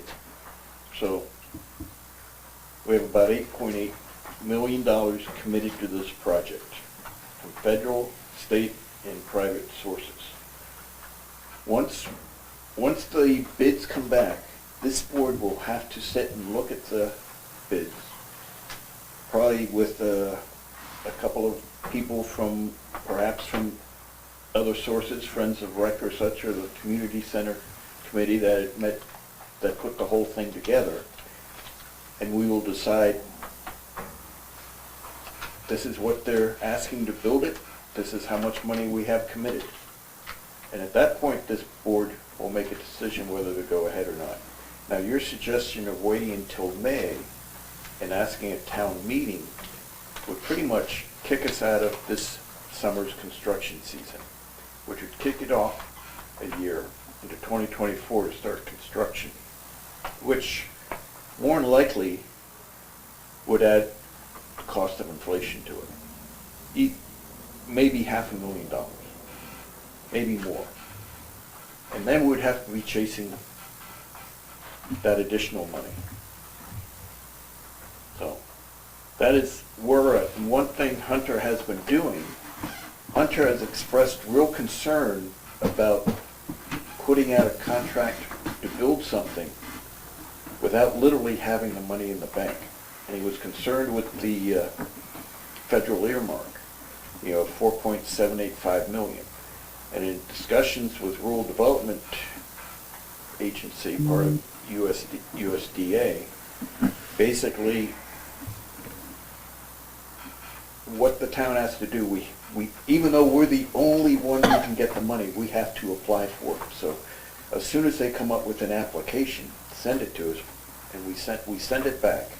Also, they will need a environmental impact statement. I forget what level or whatever, but something we can start doing and have done in 2 or 3 weeks. We send that back with it, and then it's like, okay, you win this grant. And they will send us basically, I forget the exact term, but it's basically a promissory note.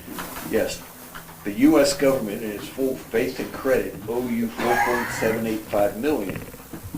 And so we can literally take that to the bank, and it's like, okay, here's the money since we got this promissory note from the government. If we need to. If We don't need to include a bank, we can just start the drawdown. Also, we will be applying for $1 million from the state of Community Center Gopher money.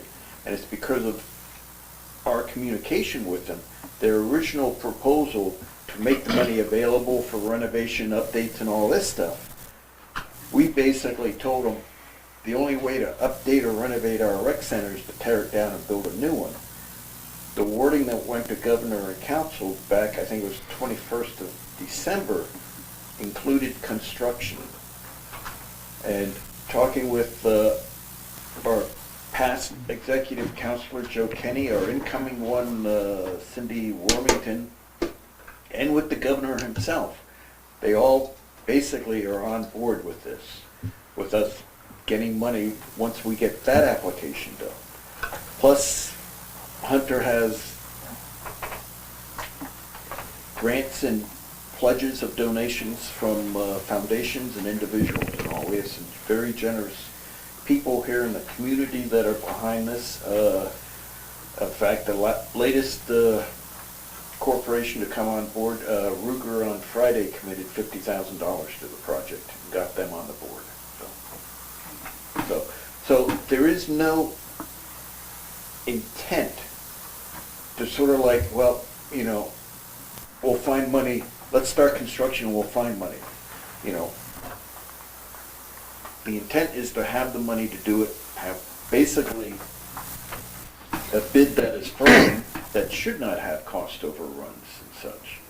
And we had some concerns about this concerning the scheduling of building the new center and then taking down the old one and building the garage. You know, whether those should be broken into two contracts or not. You know, because Hunter's concern is, well, if someone's bidding to build a replacement ambulance and buildings and grounds garage a year from now, how much are they going to pad that bid to cover any expenses in the future? You know, I mean, he's been worrying about this quite a bit, and he doesn't want to, and I don't think this board wants to commit ourselves to an $8 million plus project without having the money in the bank. Did that answer any of your question? No, you missed my thrust. My thrust was, if you get so close to the guidelines that you say that you're going to go and you have some money, you're going to offend a lot of people. So if in fact you put a simple warrant article on there that says you're short X, ask for it. But what you're saying is you're going to go forward because of the timeline and the construction. Let me finish. No, I'm saying this board will decide whether to go forward. I got that, Jeff. Okay. Okay? I didn't think that you were God. Okay? I'm clear on that. So if you get in that tenuous position, you're going to want to go forward. That question should be easily answered because the money level will be so far down that the votes will be way up. You'll get it. It will pass. It's not climbing a mountain, it's stepping over a stone at that point. And we should know where we are in time to put an article on our warrant if we need to. Hopefully, do it. Because what I'm getting at is I'm getting at the offense that you will go and spend our money without our say-so. That's what people are saying is they're going to go in and the words are that you might be significantly out of it and still come forward because you don't want to lose. And if that's the case, then it could be a big problem. Well, we'll have to address it at the time, but the intent is to put this up without spending any of our money. Yeah, we all got that. Yeah. The intent is, and the intent, just the word itself, leaves that variable in there, doesn't it? And that's a variable that this board will hopefully not even have to worry about when the bids come in and we see what the funding stack is. Well, I'm thinking the entire community. You don't have to limit it to the board of 5. The entire community would want it. If the price tag is off, the opposition is gone. Yeah, so we'll just have to see what that price tag comes in at.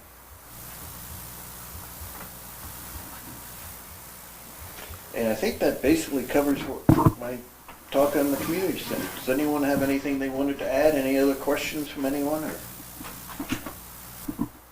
Hunter, did I miss anything? No, I don't think so. As I said, we've all had conversations over the last, weeks, months, about ensuring that there were sufficient monies to cover the projected cost of the facility.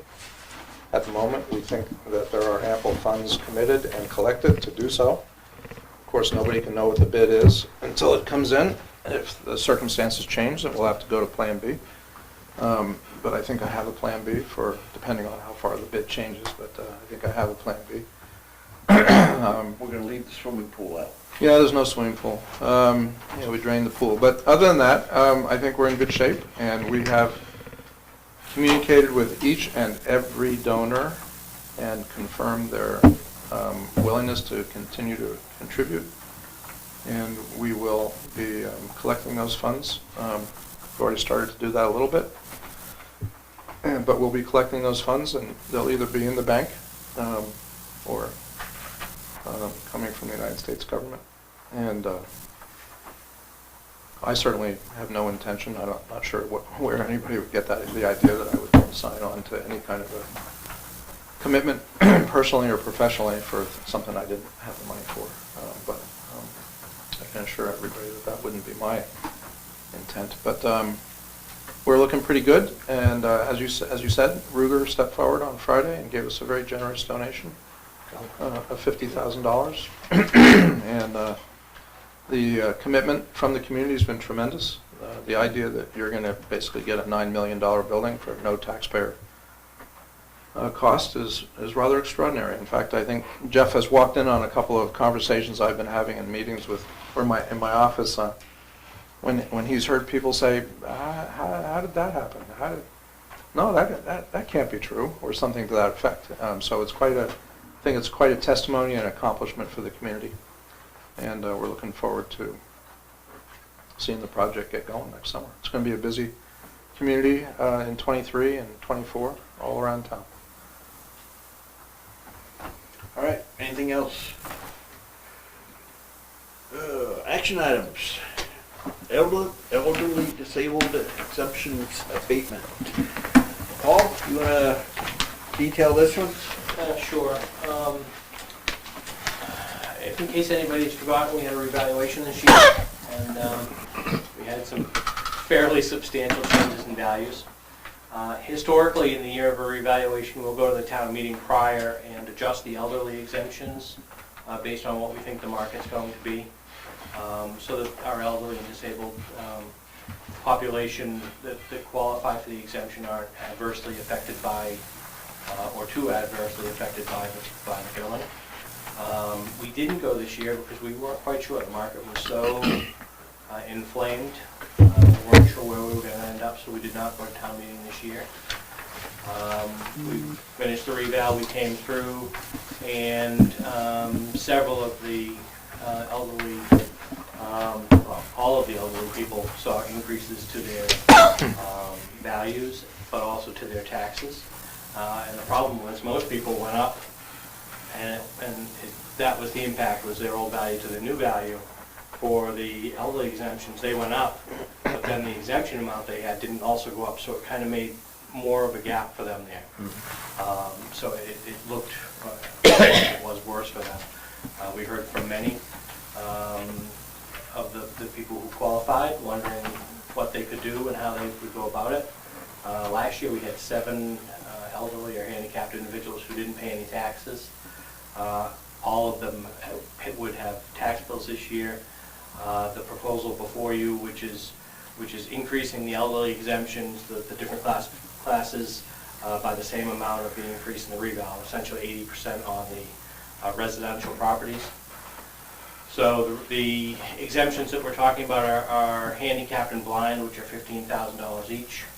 And then in the elderly classes, they are $30,000 for 65 to 75, $45,000 75 to 80, and $60,000 for 80 and over. We're proposing to take those, and unfortunately I didn't bring a copy of the memo, but we're looking at increasing those to 54, 81, and 108,000. Thank you very much. 54, 81, 108, and then the 15,000 would be going to 27,000. Yeah. And it doesn't, like I say, last year there were 7 that didn't pay taxes. This year with this plan there would be 6 that wouldn't. But it certainly minimizes the impact on that group of people. And what you're saying here is the additional cost of increasing of these increases would be an additional $23,637 of abated taxes. There'd be yes, the $23,000 would be charged to overlay. Okay. Going into tax setting, we set the overlay at 200,000 because we knew we were in a volatile year. Mhm. We changed that because of, if you go back to town meeting, we had the $85,000 warrant article for fire coverage, fire and EMS coverage, and I was directed to not raise that, so we decreased that overlay, but the overlay was built to take on this burden. So, yeah. And then the other thing is we will be going in May of this year to memorialize those new rates until the next revaluation. We'll also be looking at the income and asset levels. Certainly, what we do is every few years we adjust the elderly income based on the COLAs, and there's certainly a big COLA that's going to hit not April of 23's eligibility, but 24. So we're going to look at how we're going to write that warrant article so we can adjust those income rates. So what do you need from us? A motion to go forward with the warrant article? No, at this point in time, I'm asking for a motion to Offer the abatement? to authorize abatements of people who qualified for the elderly, handicapped, blind exemptions as of April 1st, 2022, and abate those taxes as presented based on the exemption amount, or something to that effect. Is there a motion to that effect, or questions? Not now. The memo. Can we just say so moved? Yes. Or we'll figure it out. I tried to speak slow. Is there a second? I'd second that. Any discussion? All those in favor say aye. Aye. Aye. Opposed? Abstaining? Okay. Thank you very much. Next up, we have a request to waiver of fees for rental of the common for the Newport Farmers Market for the summer of 2023, which will run from May 26th through September 29th. And as I noted, we've done this in the past. Any discussion on this? Any comments, Hunter, as to anything that, they made a mess out of the common or such, or? I mean, There are from time to time, we do have from time to time difficulties with people driving their vehicles onto the common, which is something we have therefore asked them not to do. right. And we have that issue with everyone using the common. Yes. Pulling up on with the Park And Street. unless you're going to assign a police officer to that common or to construct physical barriers that would discourage that, it's probably always going to be a problem. Okay.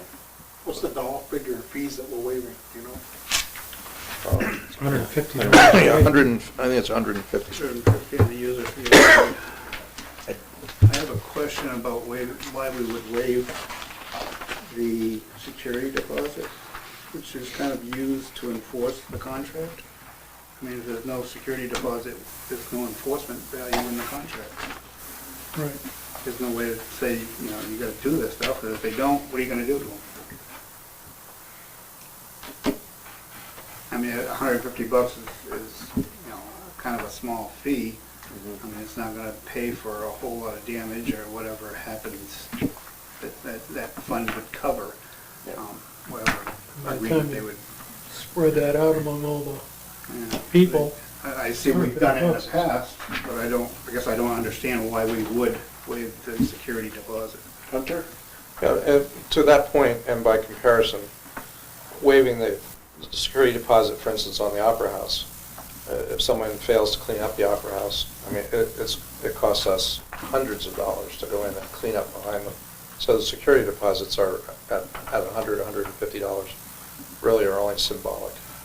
But I think he's correct. Without some sort of teeth, you might as well just not ask for the permit at all, almost. I mean, just let them do whatever they want. And this is over the entire summer for lots of different people.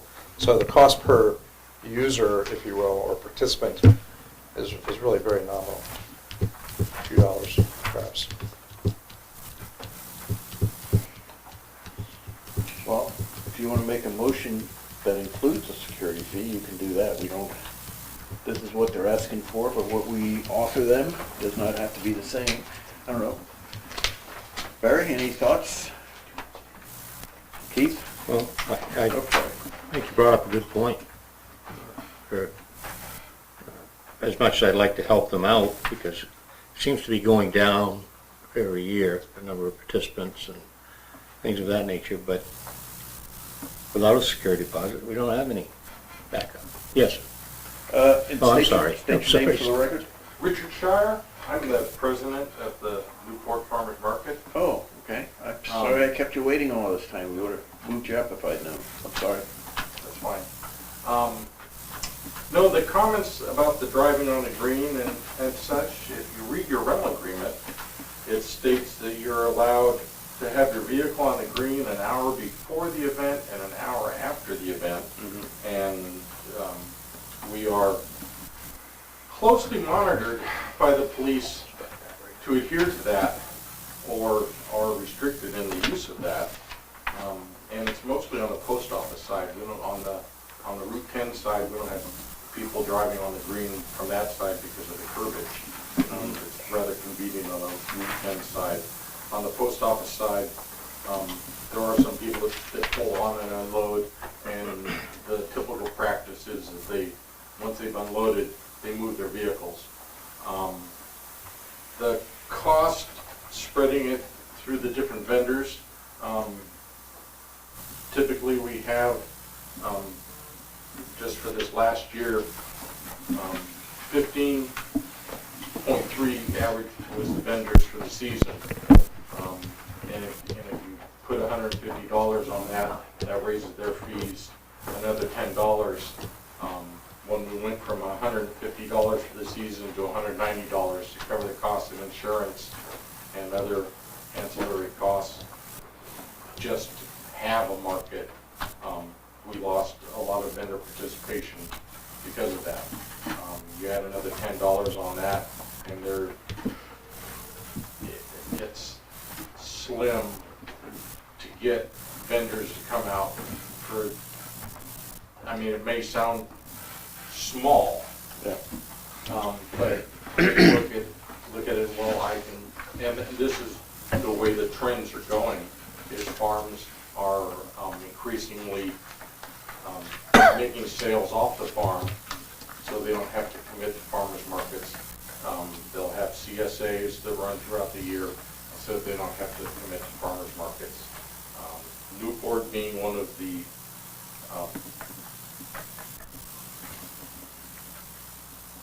drought areas for fresh vegetables, for the USDA, we're doing everything we can to get fresh vegetables being offered to the farmers market. So we see a pretty good turnout for the markets. We're not back to our sale levels that were pre-COVID 2019, but we're only down. Last year, total sales were down 11% compared to what they were in 2019. But the majority of the vendors understand that we're always under scrutiny as far as driving on the green and such, and it's something that we're aware of. We don't drive through the green. It's mostly just along the side for unloading, and they're not allowed to. I play parking police sometimes just to get the people to move their cars away from the side of green, and we've had police presence that come down and remind them that they're not allowed to park there, along with the frequency of signs and stuff like that. Every year, we have to come back to the select board and ask, Yeah. can we have a farmer's market?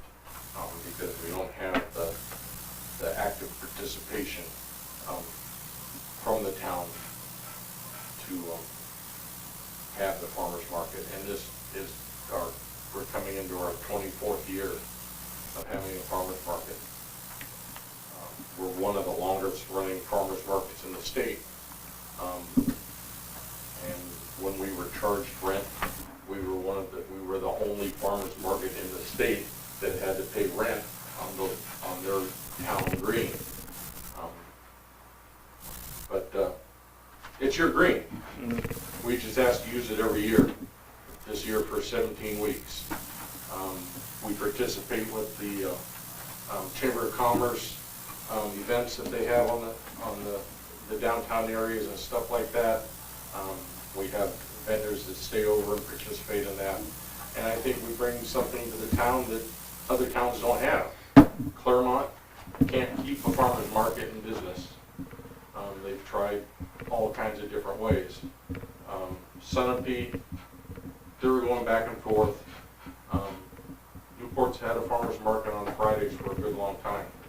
We'd like to continue that, but the vendors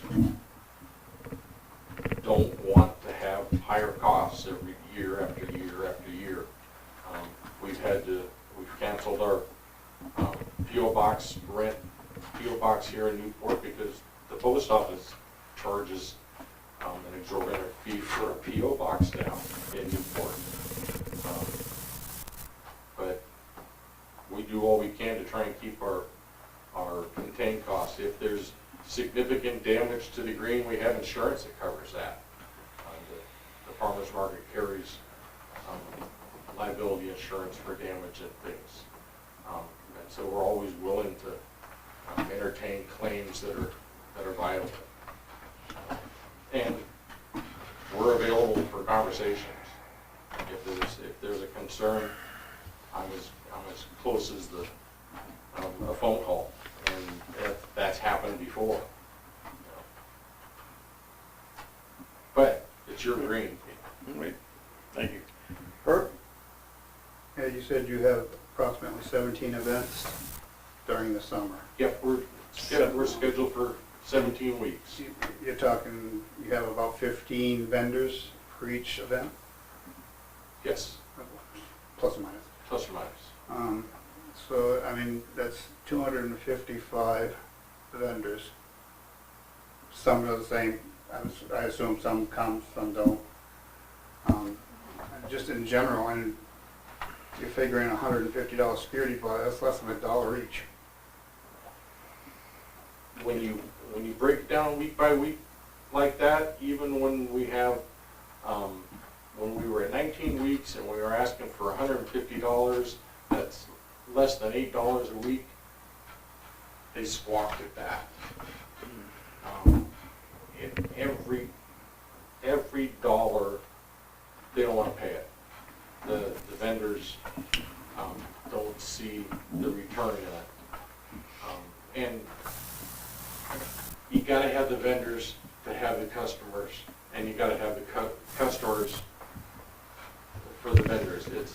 It's a vicious cycle. But if you want to charge us a security deposit, I mean, we're already paying insurance, and that's your prerogative. Has there ever been an insurance claim filed?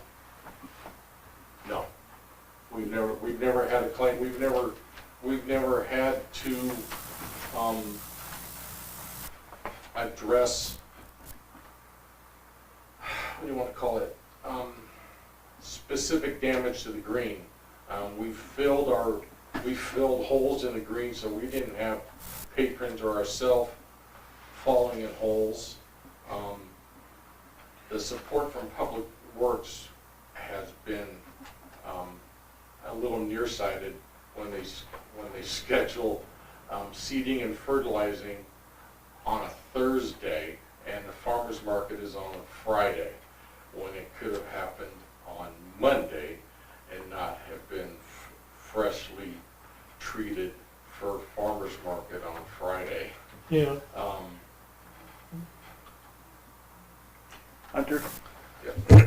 I appreciate that observation, but grass seed takes weeks to germinate, so, with the level of activity that goes on there on a weekly basis, I don't think that's really, concern. We put it out when the weather allows, so we appreciate that, but 4 days is not going to allow grass to germinate.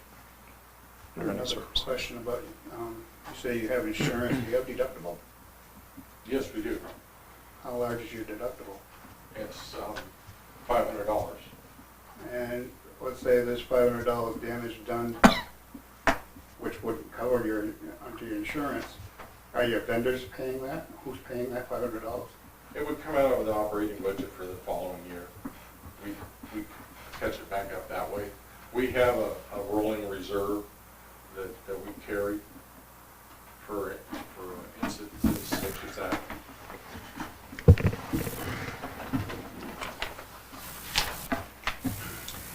Keith? I know we've been talking about putting a barrier on that side so vehicles cannot drive on the common. And on the street side, there's a curb, so people seem to be just fine taking stuff out of their vehicles and setting up. And I guess if you're setting up somewhere in the center of the common and you got something big and heavy you're gonna put over there, We don't, I can understand, but we don't have the spaces, we don't set spaces in the center of the common. Well, I take that back. We did at one time when we had almost 50 vendors on the common, but that was during the middle 90s. That was when we were 83rd in the nation for farmers markets. well, where I'm going is, why can't we just eliminate driving on the grass, period? Stay on the pavement. It's 25 feet we're talking. I think the main problem with people that park there and then go shopping versus Yeah, people who set up and pull off. I think, Jim, you, So, to my mind, it's pretty easy. I wouldn't, no problem waiving the security deposit, but change section 3A to foot traffic only. Now, how do you regulate an hour before, an hour after, or 30 minutes, or 15 minutes? I got here 15 minutes ago, no, you got here 20 minutes. Take the time out, foot traffic. Now we don't have to worry about wrecking the common, because it's just gonna be foot traffic only, no more than any other day or any other event. Mr. Chair? yes. To that point, the current practice of driving a vehicle to a destination on the common, wherever it is, unloading and then driving off, and then several hours later coming back onto the common to get your stuff, and then driving off, you're actually necessitating 4 trips. So, the real issue here is compaction of the soils, which fouls up our drainage and compacts soils around the tree roots. So we could easily accomplish, Mr. Burrows, what I think is his intent. And if the farmers market vendors were restricted to park on the paved roads on either side and were afforded set-up spots immediately adjacent, it would be a matter of 10, 15, 20 feet to carry Carry your stuff. from your car to your... And that's the way the majority of the market is set up. It's on the post office side, they are, typically they will pull to the edge of the pavement, which is onto the green, because the post office side road is not, what do you want to call it, two-lane width. Yeah. And so they'll pull off the pavement, unload, and their spacers are on the common, on the, what would be the east side of the tree line. So they're going from the edge of the road past the tree to be on the tree line. They're not pulling in front of the trees to unload. The one vehicle that does come on is when Road to Independence brings their trailer on that has the donkeys. They'll pull, and they're off to the side. The side that they pull onto is as if the tree line continued down.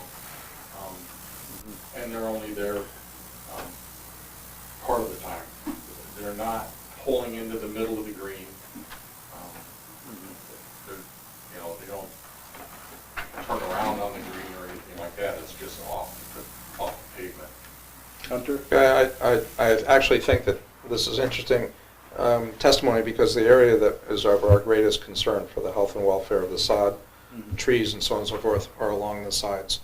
Common is not so much of a concern because that's not where most of the traffic takes place. It's adjacent to the pavement, it's adjacent to the trees themselves and in between the trees where the soils have just become compacted. And if you've ever gone down there during wet weather, that's where the water pools. So those are the areas that are of concern to us as well. We could rehab it if we had soil put back from the trees to the edge of the pavement. But that's pointless if we're allowing any car, for a tire to leave the pavement, Right. pull on or touch dirt along that common. So Well, we've been throwing, 3A, to change that from any driving on it at all to foot traffic only. Now we can fix it, They're all set. and we can grow grass there, and we can rehab the You're all trees. set. Hey, I'm gonna, for a variety of reasons, I become unpopular around town for all kinds of reasons, but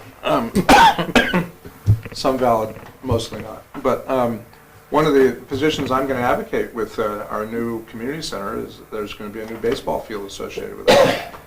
And all the industry experts that I've been exposed to, that doesn't mean there isn't somebody else out there, advocate for 3 growing seasons of no play on a baseball common or a baseball diamond to allow the soils and the seeding to establish itself, get a good root base, and you'll be all set. If you get on it in less than 3 growing seasons, you'll be constantly reseeding, reloaming, reseeding, reloaming. To Mr. Burrow's point, there's little to no point in trying to remediate that area that runs parallel to Park Street unless you're going to give it time and leave it alone. It needs to develop a root base that will absorb water and will withstand regular foot traffic.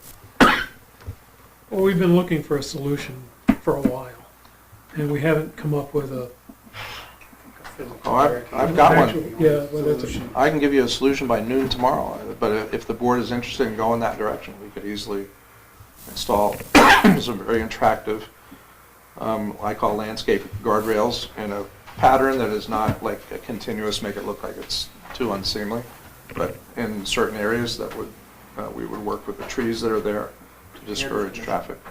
Pardon? And Heritage Commission, I guess. Okay. Yeah. Yeah. We try not to use historic guardrails.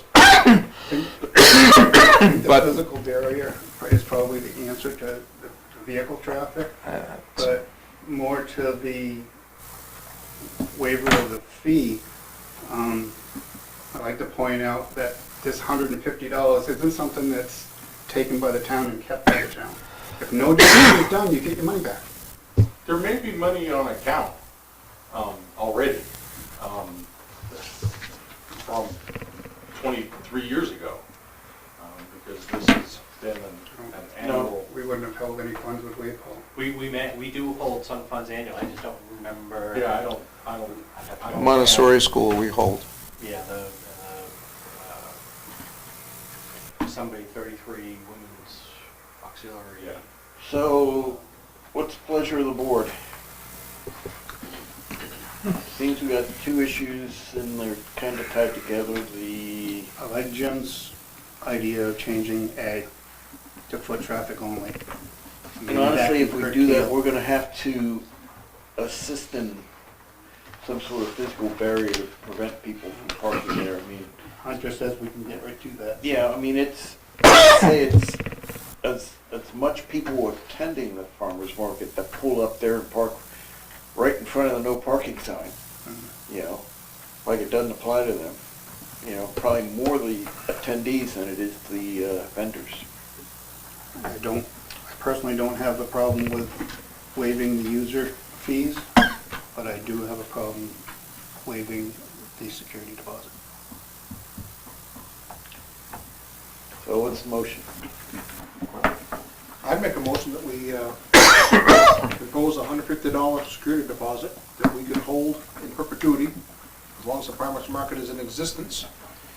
And amend section 3A to read foot traffic only, and eliminate the timelines. 3A, foot traffic only. And also you want to include we're going to waive the $100 rental fee. Correct, the $100 rental fee would be waived also. Not part of the motion, but to further direct the town manager to look into creating some sort of approved barrier, physical barrier between the edge of the pavement and the green. Rottweilers. Do cops have those spike strips? We do have Rottweilers those there.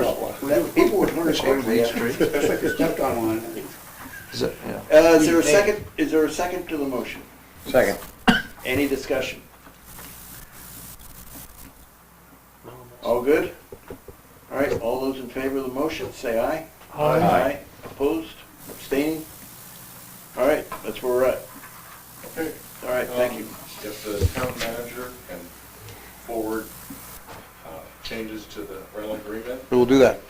and submit the funds once I get it approved by my board. We'll do that. Thank you. Thank you. All right, thank you. All right, There's no chance that would have been done 23 years ago, was it? Would there have been? Not that long ago. I was gonna go up and check quickly and let you know. Yeah. The only one I've ever heard is the Opera House and the Montessori. Well, not Opera House, Montessori. If he finds that you did that 23 years ago, he'll let you know. Yeah. we may owe you some interest too. No, No interest. No, it's not an interest-bearing account. All right. Thanks for sitting here. Yeah. You're welcome. He's the only one that, the heating line, Yeah. that was earlier. what's that? Oh, hold on, just something like that. Yeah, to stay? Yeah, that's fine. Okay. Do I have a motion to go into a non-public session under RSA 91-A:3, Roman numeral 2C, reputation, and 2E, litigation? So moved. Second. Burr? Yes. Jim? Yes. Keith? Yes. Barry? Yes. And I'll vote yes. All right, we'll be making no decisions when we come out of non-public. Dallas is up 6-0.